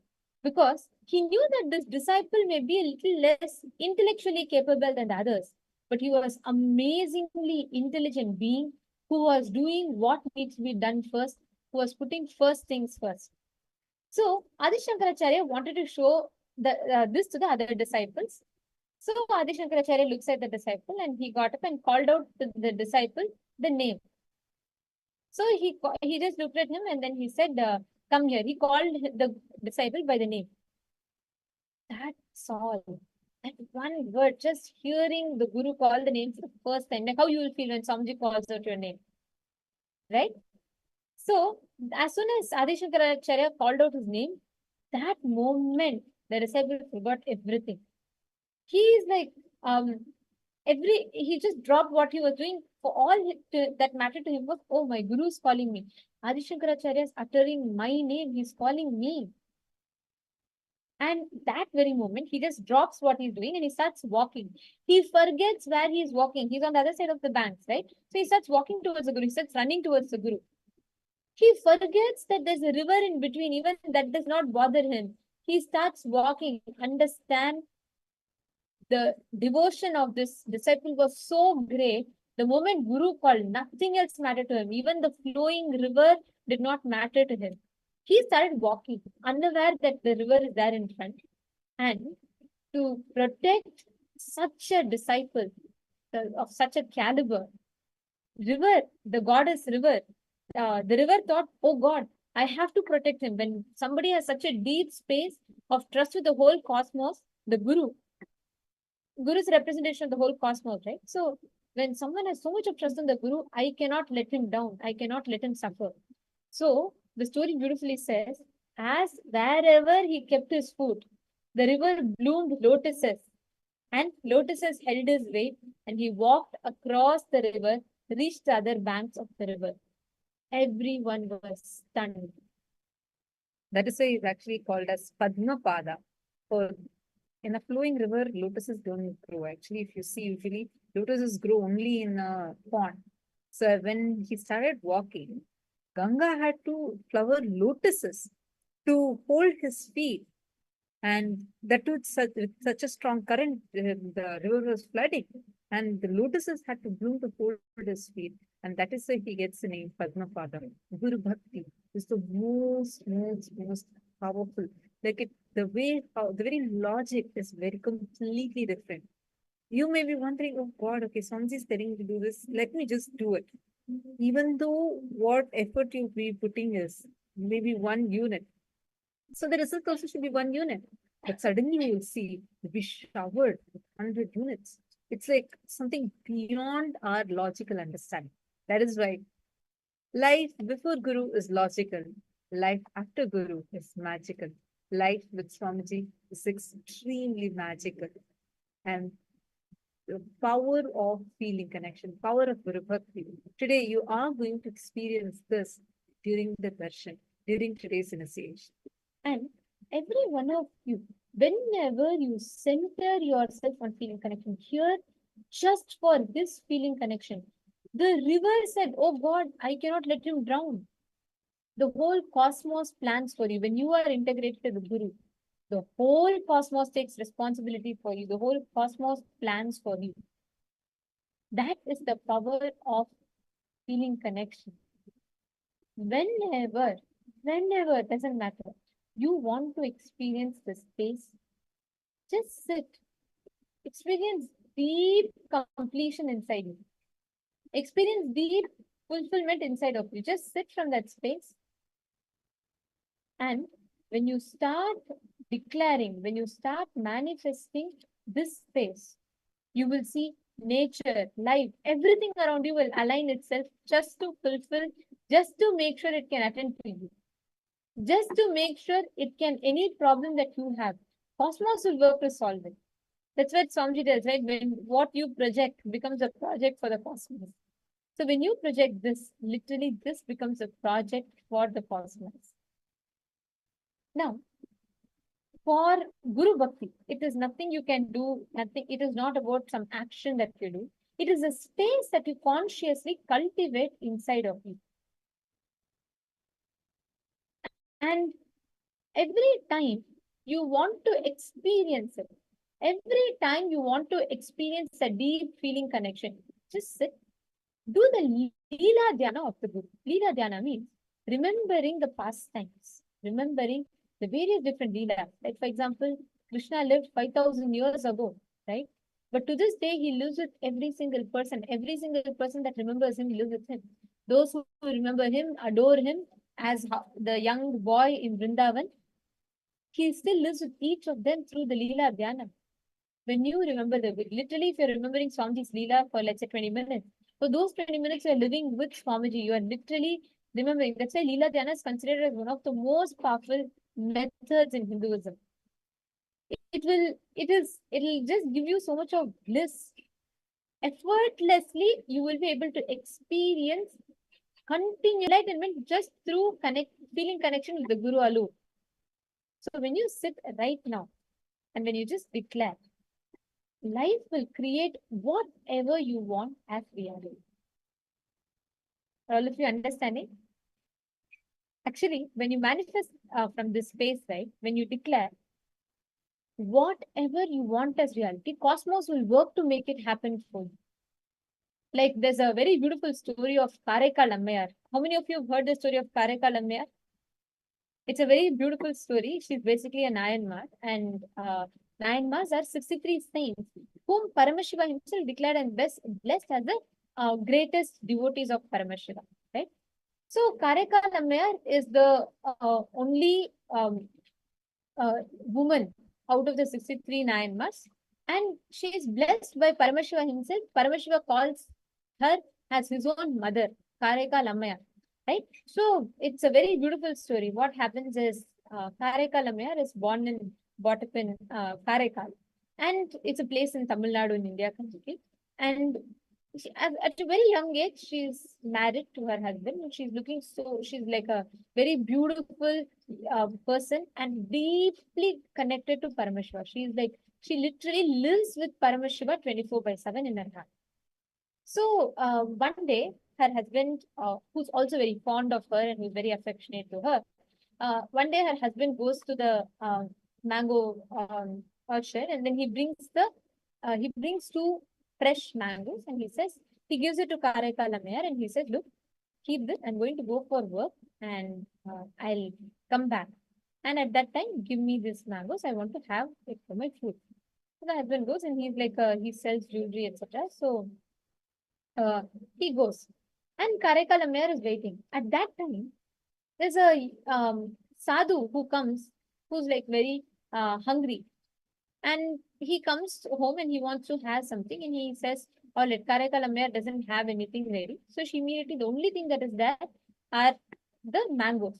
So she takes the mangoes and she gives it off to him, and there's nothing else to do. But the husband is specifically told, "Do not give the mango to anyone. I want to come and eat it." So Karaikal Ammayar was like, "I don't know what to do. It's the only thing. Parameshwar, you take care of the rest." So she takes the mangoes and she gives it off. And once the husband comes, he's like, there's only one mango. He eats the first mango, and then he says, "Give me the second mango also." Now Karaikal Ammayar is stunned. She doesn't know what to do. There's no second mango. So she goes inside, she prays to Paramashiva and just tells Paramashiva, "Please, I gave it out of my devotion to you, you take care of it." And magically one more mango materializes. And she takes that second mango and gives it to the husband. The moment the husband eats it, he's surprised. He's surprised because this mango tastes so heavenly. It's like out of world. Like nowhere he's ever eaten such a mango, and it is so tasty and so delicious. So he asked Karaikal Ammayar, "Tell me the truth. There is something that happened, and how come this is tasting very different?" Then Karakalamaya narrates the whole incident. She says, this is all what happened, and this is why I prayed to Parameshwar, he gave me one more for you. The husband is too shocked. He's not able to believe. He's like, what?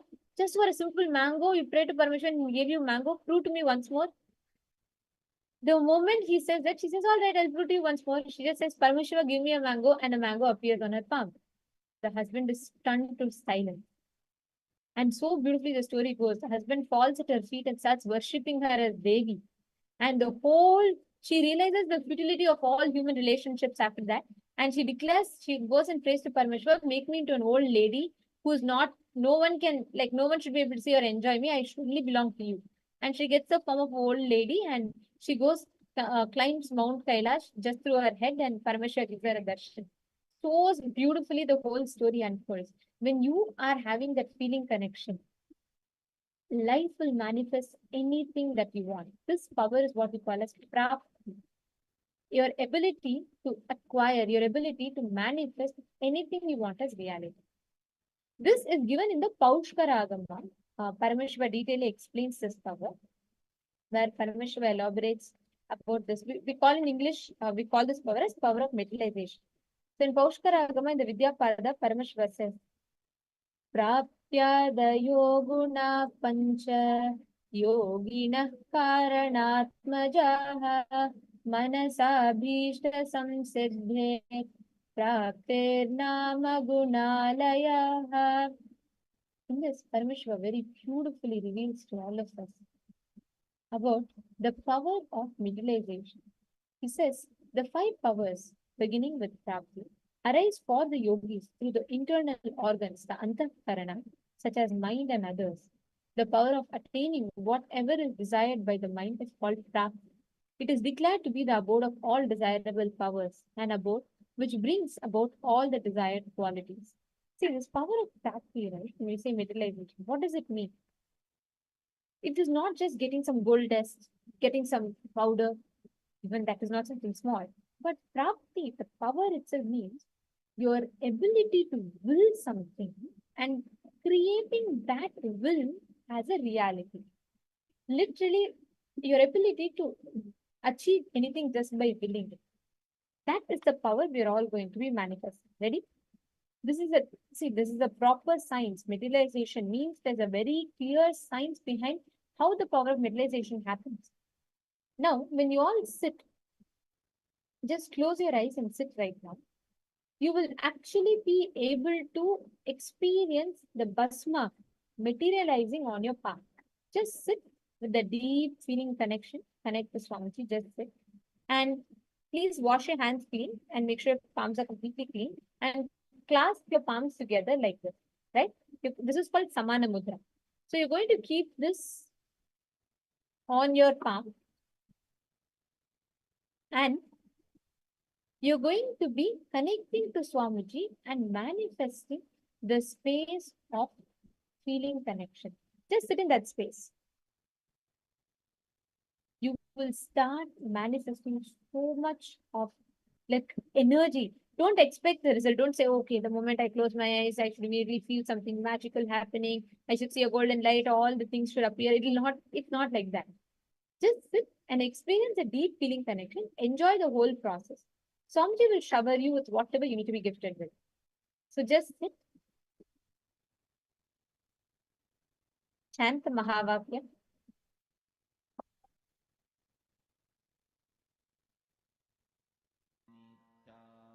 Nityananda Paramashivoham Om Nityananda Paramashivoham Om Nityananda Paramashivoham Om Nityananda Paramashivoham Om Nityananda Paramashivoham Om Nityananda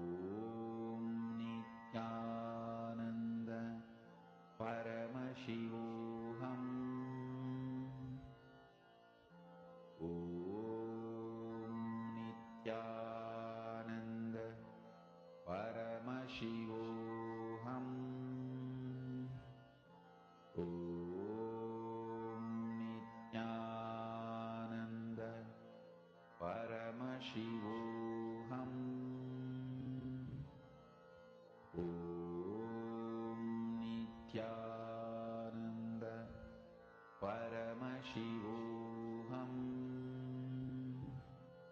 Om Nityananda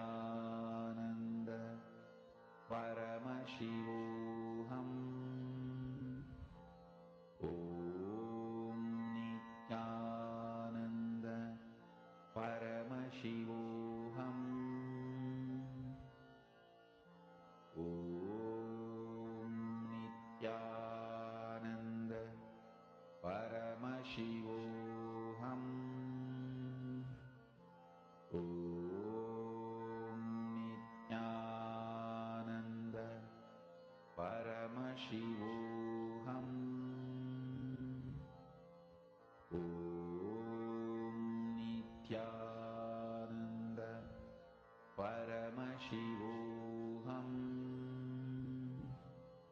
Om Nityananda Paramashivoham. Om Nityananda Paramashivoham. Om Nityananda Paramashivoham.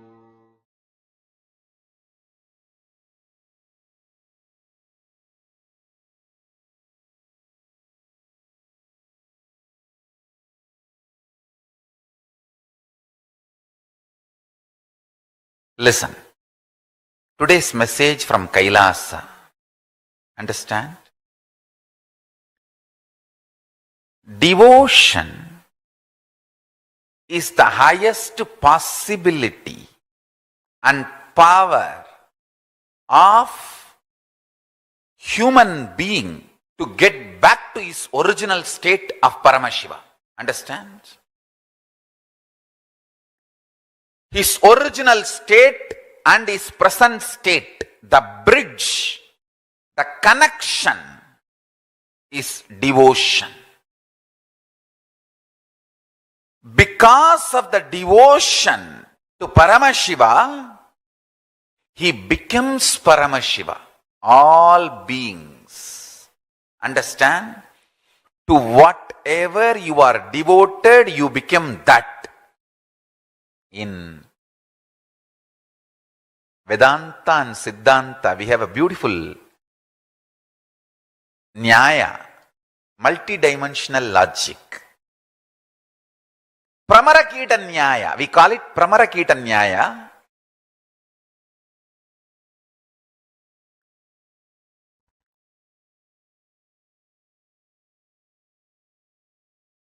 I'll tell in Tamil and then translate.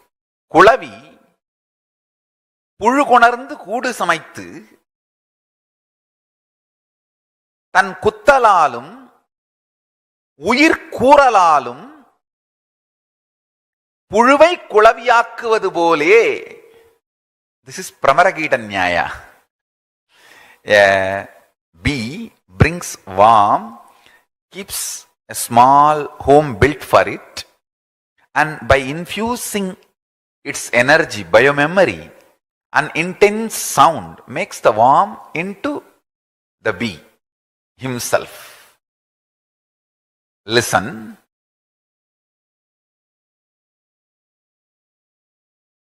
Devotion is the intense power, possibility, levitates you to Kailasa. Listen. To whatever you are devoted, you reach that space. If you are devoted to your doubts, your convolutions, your perversions, your anger, your powerlessness, you reach that space. If you are devoted to the ultimate possibility, Paramashiva, you reach that space. Understand? It is too easy to break somebody's trust and possibility. I tell you, just one heavy meal, undigested poop in the stomach is enough to break your trust. That doesn't need much. To build your trust takes life.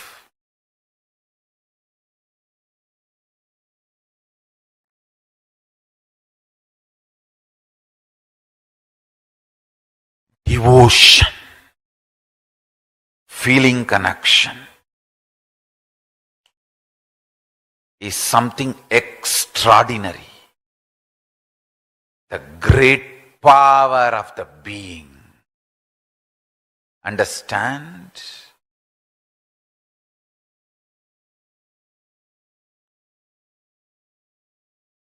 Your devotion to Paramashiva literally becomes a power protecting you and manifesting Paramashiva in you.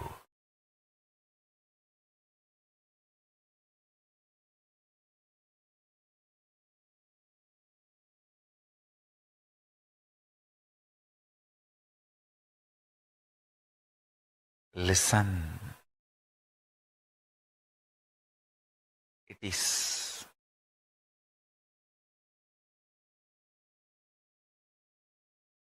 too easy to give your own reasons for my happening. You can create your own ideas of how I am happening, and you can even add your own facts and figures for my happening. And you can give your own reasons for my happening. Listen. Listen carefully.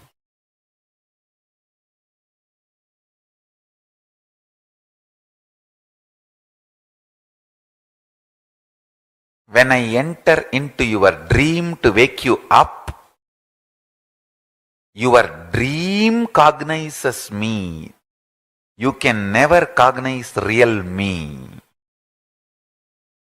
The delusion you are in, based on that you cognize me. Understand? Whenever Guru appears, the right way to relate with Guru is devotion. Because any cognition will be lower. Good or bad, your cognitions are lower than the existence of the Guru. He is there to wake you up and raise you to the higher state.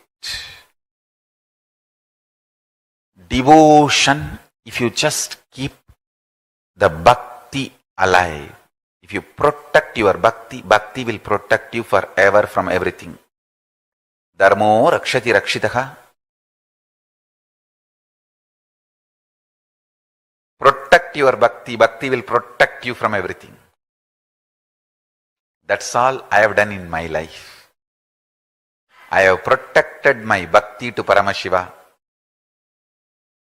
and he is protecting me forever from everything. I have protected my bhakti to Paramashiva, and he is protecting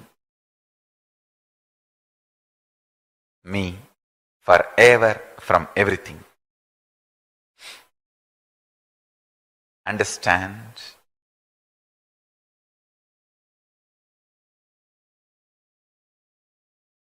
Nothing to be worried. Don't bother about anything.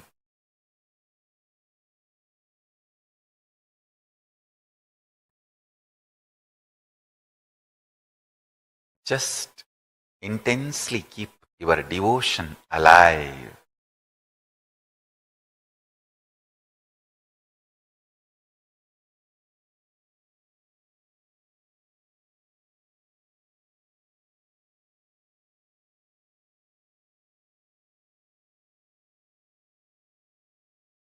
Devotion is a method to manifest powers 24 hours. 24 hours. Devotion is the way to manifest powers 24 hours. I have seen that. I have seen that happening. Devotion is the way to manifest powers 24 hours. Beautifully, Gita says, 4th chapter, 9th sloka, Janma karma chame divyam evam yo veti tattvataha tyaktva deham punarjanma naiti mamedi sorjunaha. O Arjuna, the one who knows the divinity of my happening and divinity of my actions in its true nature will not take one more birth after leaving the body and will get into me the supreme consciousness. Manushyanam sahasreshu kaschit yadadi siddhaye yadadamabi siddhanam kaschinmam vetti tattvataha. It's the 7th chapter, 3rd sloka, Bhagavad Gita. Among thousands of men, rare one endeavors for perfection, even of the perfected ones who are diligent. One perchance recognizes who I am. Recognizing the identity of an incarnation is the fulfillment, completion of life. That's it. Bhaktya mamabhijanati yavan yaschasmi tattvataha tato mam tattvato jnatva vishate tadanantaram. Bhagavad Gita's 18th chapter, 55th sloka. By devotion he knows me in reality what and who I am. Then having known me in reality, he forthwith enters into the Supreme.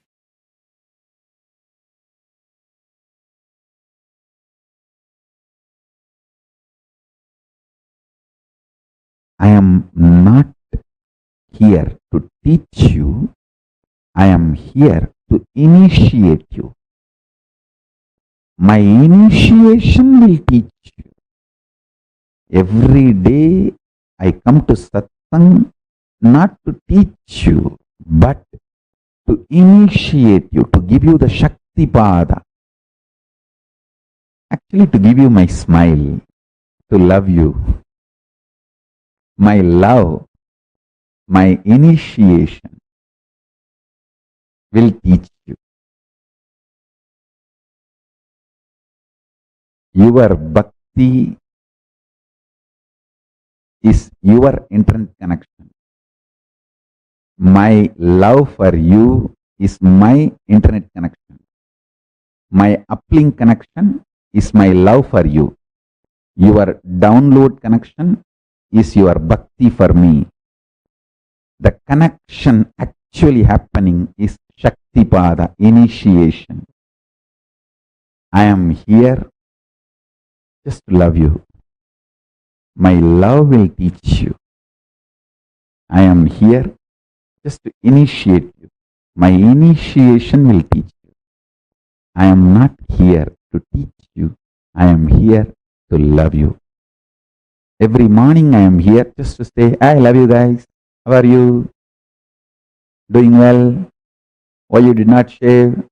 Why there is no vibhuti in the face? Why did you put the round kumkum? Why can't you put the Trinetra Tilak? I am here just for that.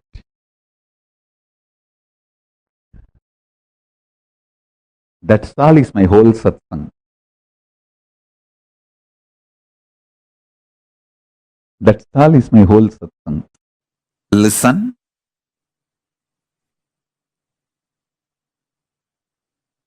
Greatest that can happen to human being is this conscious reality becoming the existence, part of your existence. Listen, this conscious reality can be part of your existence if you have a direct feeling connection, Guru Bhakti. It can just like a jumping of the flame, transmission of the lamp. Hey, Paramashiva is real. Over. You just know. Swamiji said it. Paramashiva is real. Paramashiva is real. And based on that, your whole cognitive shift happens. Your existence shifts. From that reality, you cognize, exist, act, manifest, gravitate, do everything. I tell you, Ramakrishna says beautifully, just by, see, the first teaching of Ramakrishna.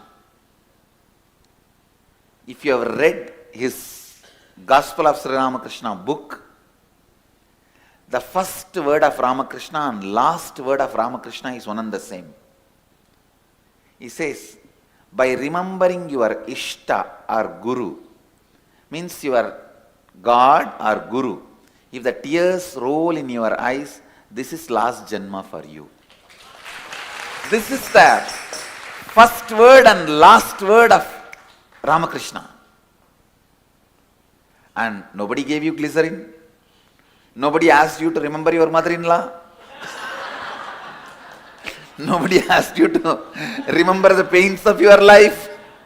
And the instruction was not remember all the pains and incompletions of your life. No.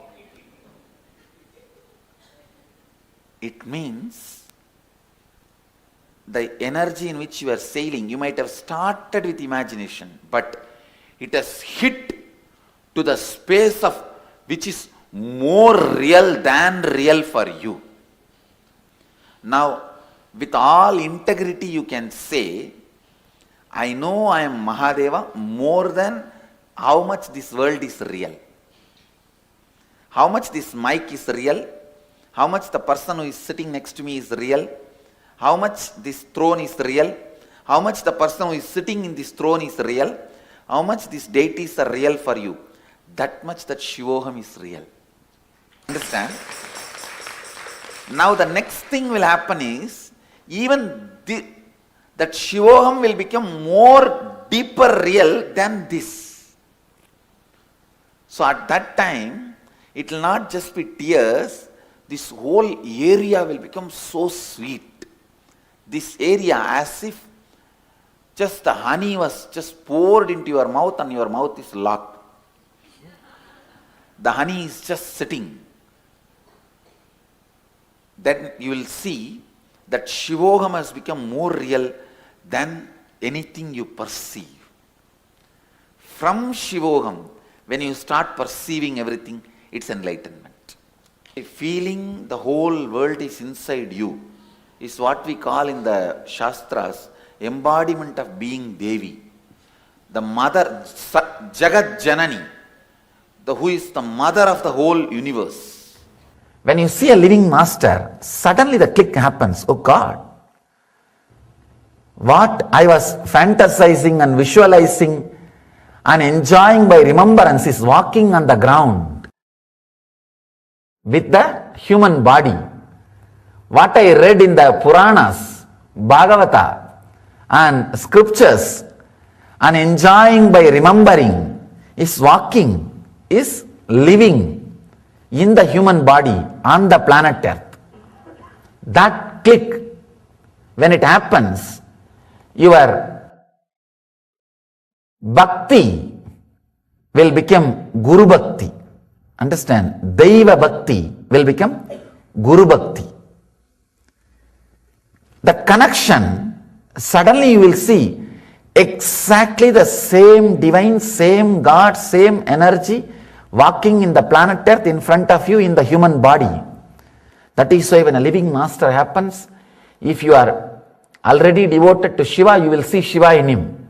If you are devoted to Krishna, you will see Krishna in him. If you are devoted to Devi, you will see Devi in him. If you are devoted to any other master who left the body, you will see that same master in him. He is a fulfillment of all your visualizations and expectations and beyond. That is why you will see all those dimensions in him, all those dimensions expressing in the human body. Deva Bhakti will become Guru Bhakti. This is the 6th standard. Blessed are those who experience the state of Deva Bhakti transforming into Guru Bhakti.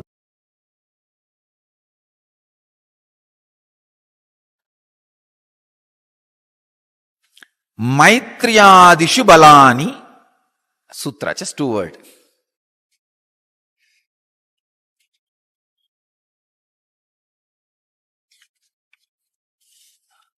Swami Vivekananda translates this sutra as, by practicing samyama on friendship, mercy, etc., the yogi excels in respective qualities.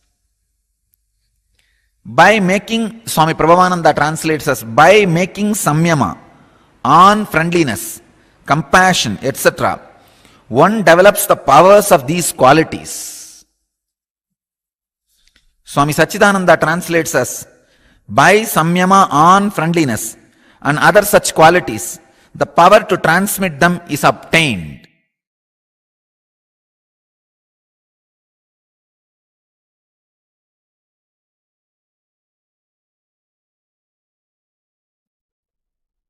Love. Vast, huge ocean. The subject, which will taste different from different banks or beaches. It's like an ocean, tastes in different, looks different in different places, feels different in different beaches. This emotion also, you can't even use the word emotion. There is a question here. Is love just another emotion? It is not emotion, it is yen motion.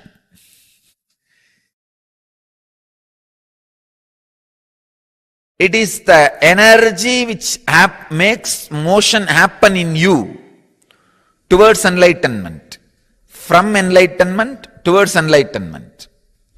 When the glimpse of enlightenment starts in you and motions you towards enlightenment, the ultimate enlightenment, between that period, what you experience is called love. Sweet experiences of love constantly reminds you when you open up. I'm not talking about only romantic love, which is towards one person.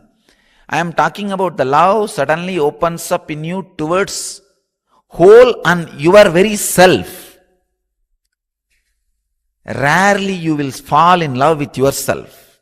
The yellow journalist who is sitting inside you, constantly writing articles and editorials about you, is damned for love.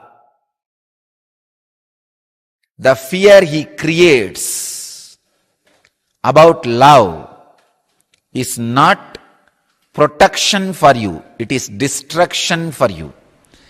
Dam is not a protection for river, it is a destruction for river.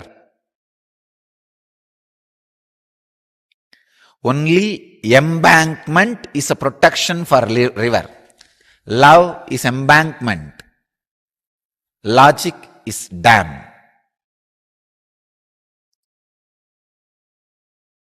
Do samyama on love. That is what Patanjali says.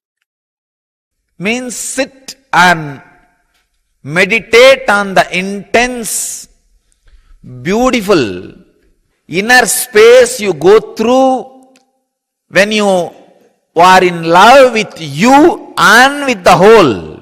Understand? Here, Patanjali is not saying contemplate on the love which was directed towards one person. No. When at some time you just feel so good about being you, being who you are, but it happens very rarely. That's a big problem. If you are feeling deeply good at, wow, I am really worthy. I am really worthy of what I am. I am really worthy of life. I am really worthy of whatever is happening around me. When you are experiencing the love for yourself, suddenly you will experience that love for the whole. You will see then everybody, everything is worthy of what they are. The whole. When the love is experienced towards you by you, you will suddenly experience that towards the whole. So meditate on that love. Surely every one of you would have experienced that kind of moments at least few times in your life. When you feel love towards you and the love towards the whole, everything, you feel like blessing everybody and everything. Do samyama on that inner space. Not just the love directed towards one person. That may have its own investments, vested interests and all that. That is okay, nothing wrong. But that is not supposed to be the ultimate, or Patanjali does not expect you to do samyama on that. Do samyama on the love experience which you had towards you, towards the whole.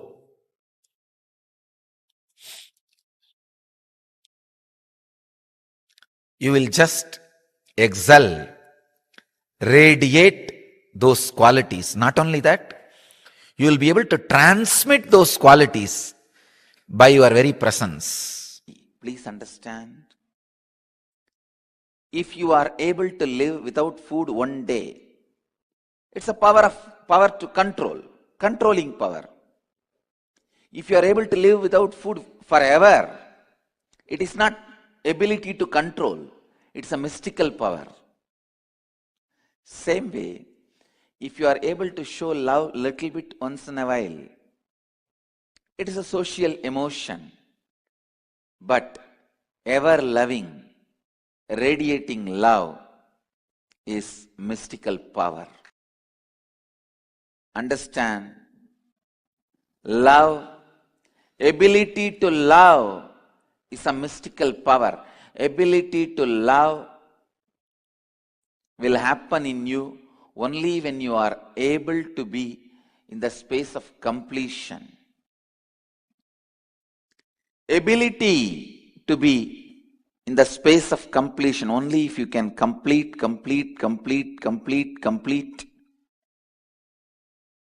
and establish yourself in the space of completion, the ability to love becomes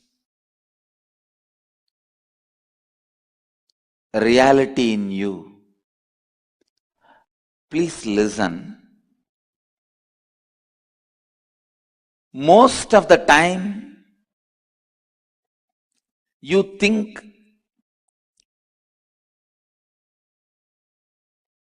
the external world is responsible for your incompletion. Yesterday, one of my ashramites was asking me, when everyone is doing so many mistakes, never become responsible, how can I be complete? Such a foolish question. Others, the external world is not responsible for our incompletion. First thing you need to know. Second, not even partly responsible. See, many of us agree the external world is not completely responsible for my incompletion, But that is also partly cooperating with for my incompletion. No, which is not true. External world fully or partly or even little bit not responsible for your incompletions. Understand?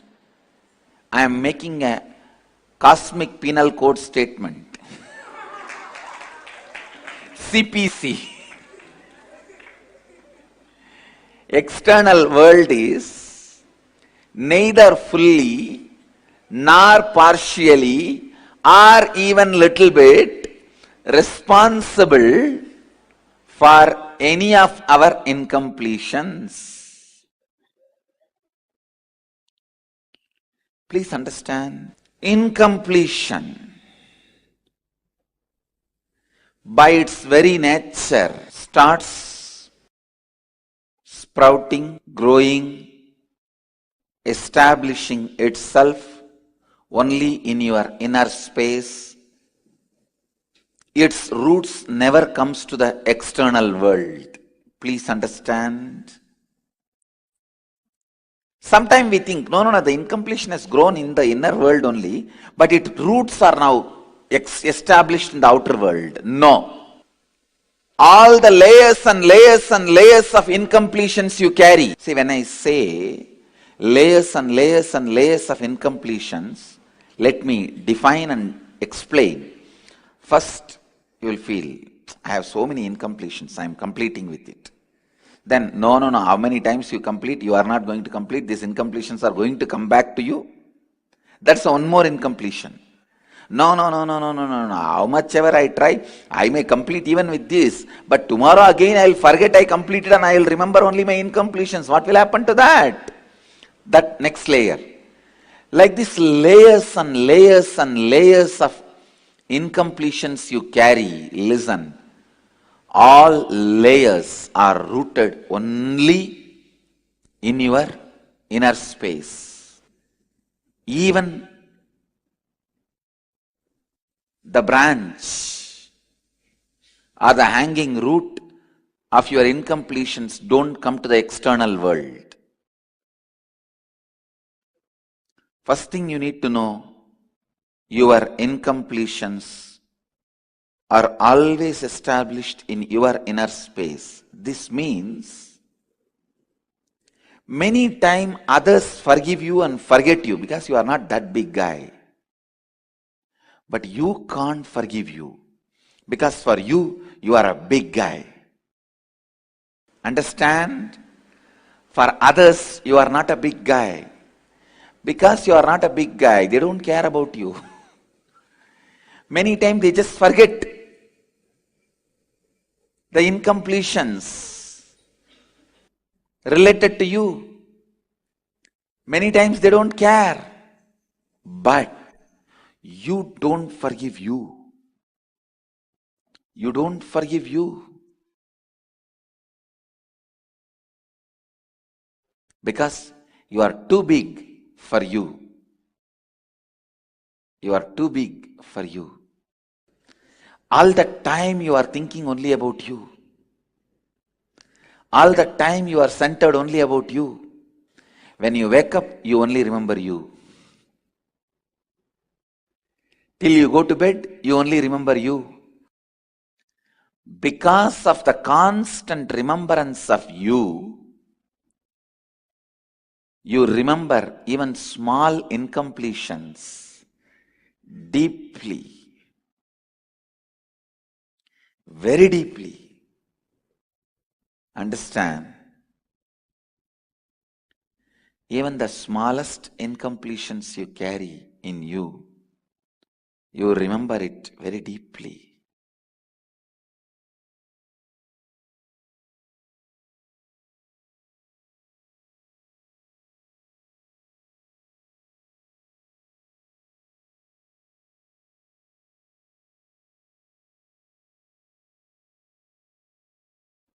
The ability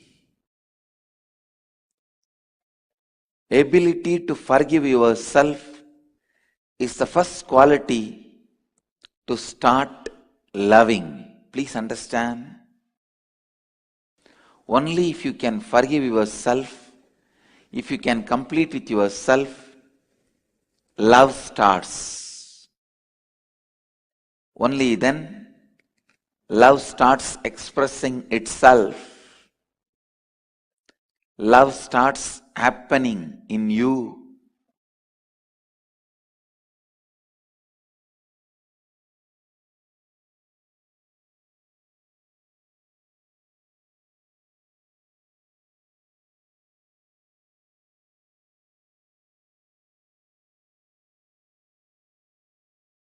Love can happen only when you are in the space of completion.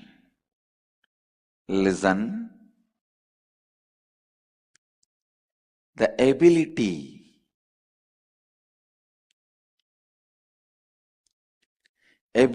to forgive yourself,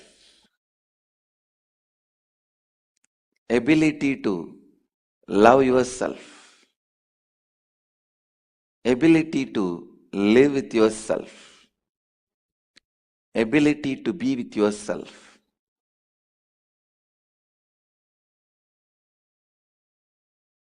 It's actually a power. Whatever I am describing, please understand, it is not a quality, it is a power.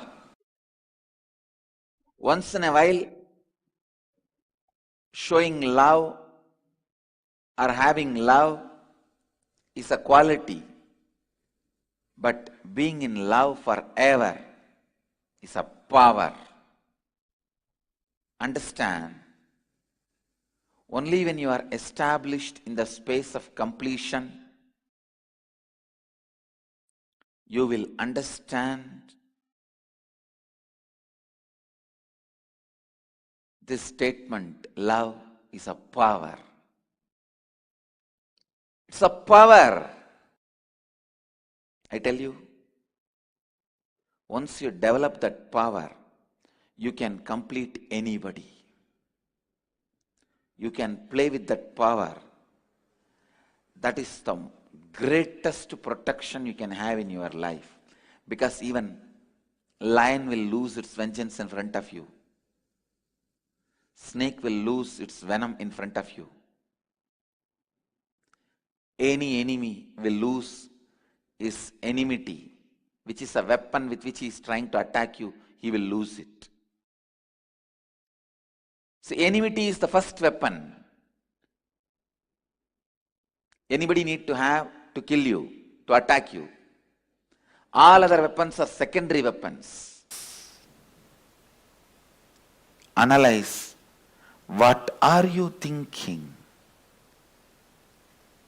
What is moving you? What are you worshipping?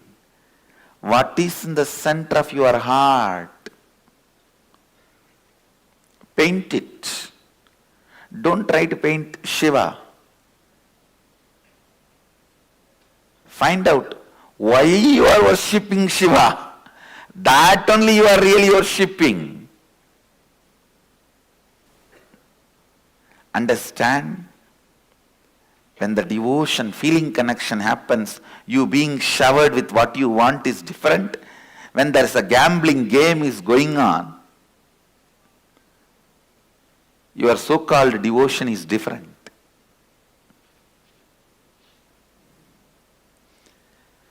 When you build your mind on perishable, your life will be logical. If you build your mind on imperishable, your life will be magical. That's all is essence of today's satsang. Whether you want to live a logical life or magical life, you decide.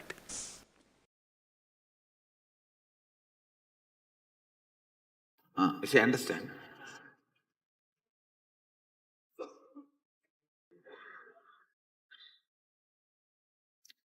With anything you feel connected, love.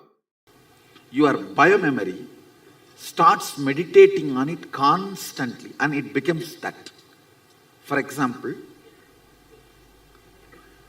a egg from chicken is taught to meditate on snake. Snake will come out of the egg. See, Prahlada came out of Hiranyakashipu.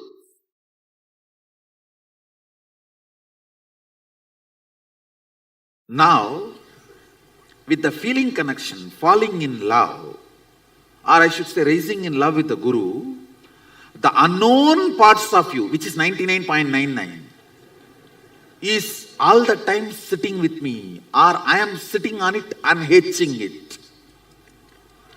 All the parts of you which is in love with me, I am hatching it. All the parts of you which is in love with you, you are hating it. That part gets just hatched and you become me. So feeling connection or Guru Bhakti is like a quantum way of manifesting Sadashivatva. It is not logical or breadth, it's a depth way of manifesting Sadashivatva. See my Balasans, not just manifesting powers, talk to them, every statement, their body language, everything will be literally mine. How many of you have observed that? It's like my DNA. That is because of the raising in love. So raising in love or feeling connection is kind of a, see, inch by inch, burning all the karmas, or just put the forest fire. Feeling connection is just put the forest fire. If I have to sit and convince you step by step, yes, we will do it. When? I'll only be your retirement entertainment story. When you are retired, you will call all your grandkids, great grandkids, or the neighbor kids, and tell a story in those days, long, long ago. Once upon a time, get little coffee, and then you will continue the story. If I have to be sitting and convincing, I can convince. I am ready. I can sit and go on be giving satsangs. But it will be only, I will only be your old age retirement story. But if you catch it, yes, already established the authenticity of the system day one. Yes, established is adhikaratva to teach. Now after this, asking him to show the ID card every time is waste of time. Understand? Now it is waste of time. It is time to jump over, fall head over heels and go with it and make it happen. When you decide to fast track your Sadashivatva, that's what I call feeling connection. See, nothing wrong initially waiting for logical, convincing conclusion. But when you know already, I have established and demonstrated successful cases from your background. If I do, you know, you will push me out. You are different, you are different. Okay. So I am not doing. I am picking up people from you. They have done the demo. So I have established the authenticity of the system. Then it is time to go head over heels, all over, and make it happen. Deciding to go head over heels and fast track your Sadashivatva, manifestation of Sadashivatva, is what I call feeling connection or Guru Bhakti. See, ultimately I am telling you, your Guru Bhakti, I am asking not for me to enjoy. I'll just turn it and make it as Atma Bhakti and give it back to you.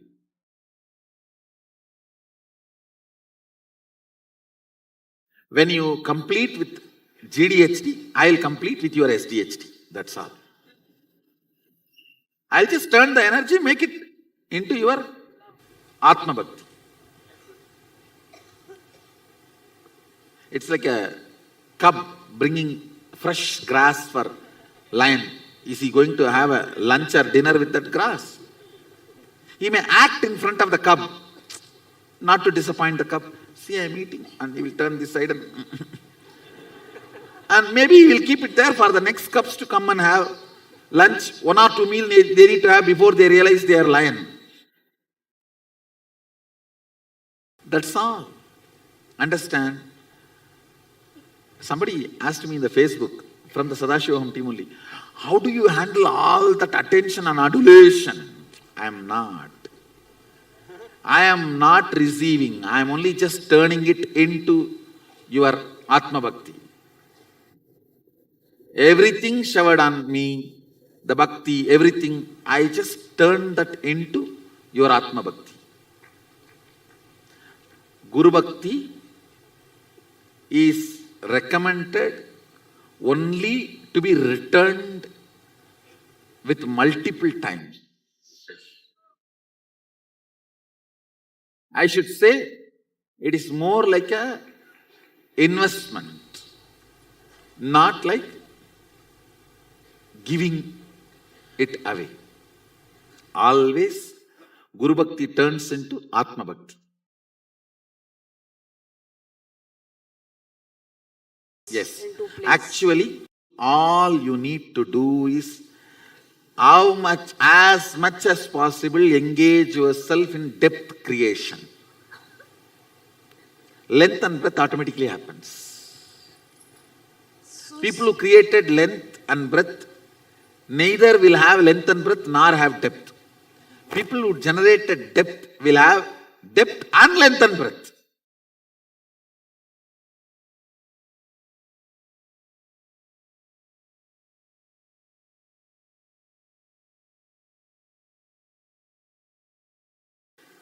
First thing I should say, I am not end up, I am startup. When I enter into your life, I am not end up, I am startup. That's the first thing. Second thing,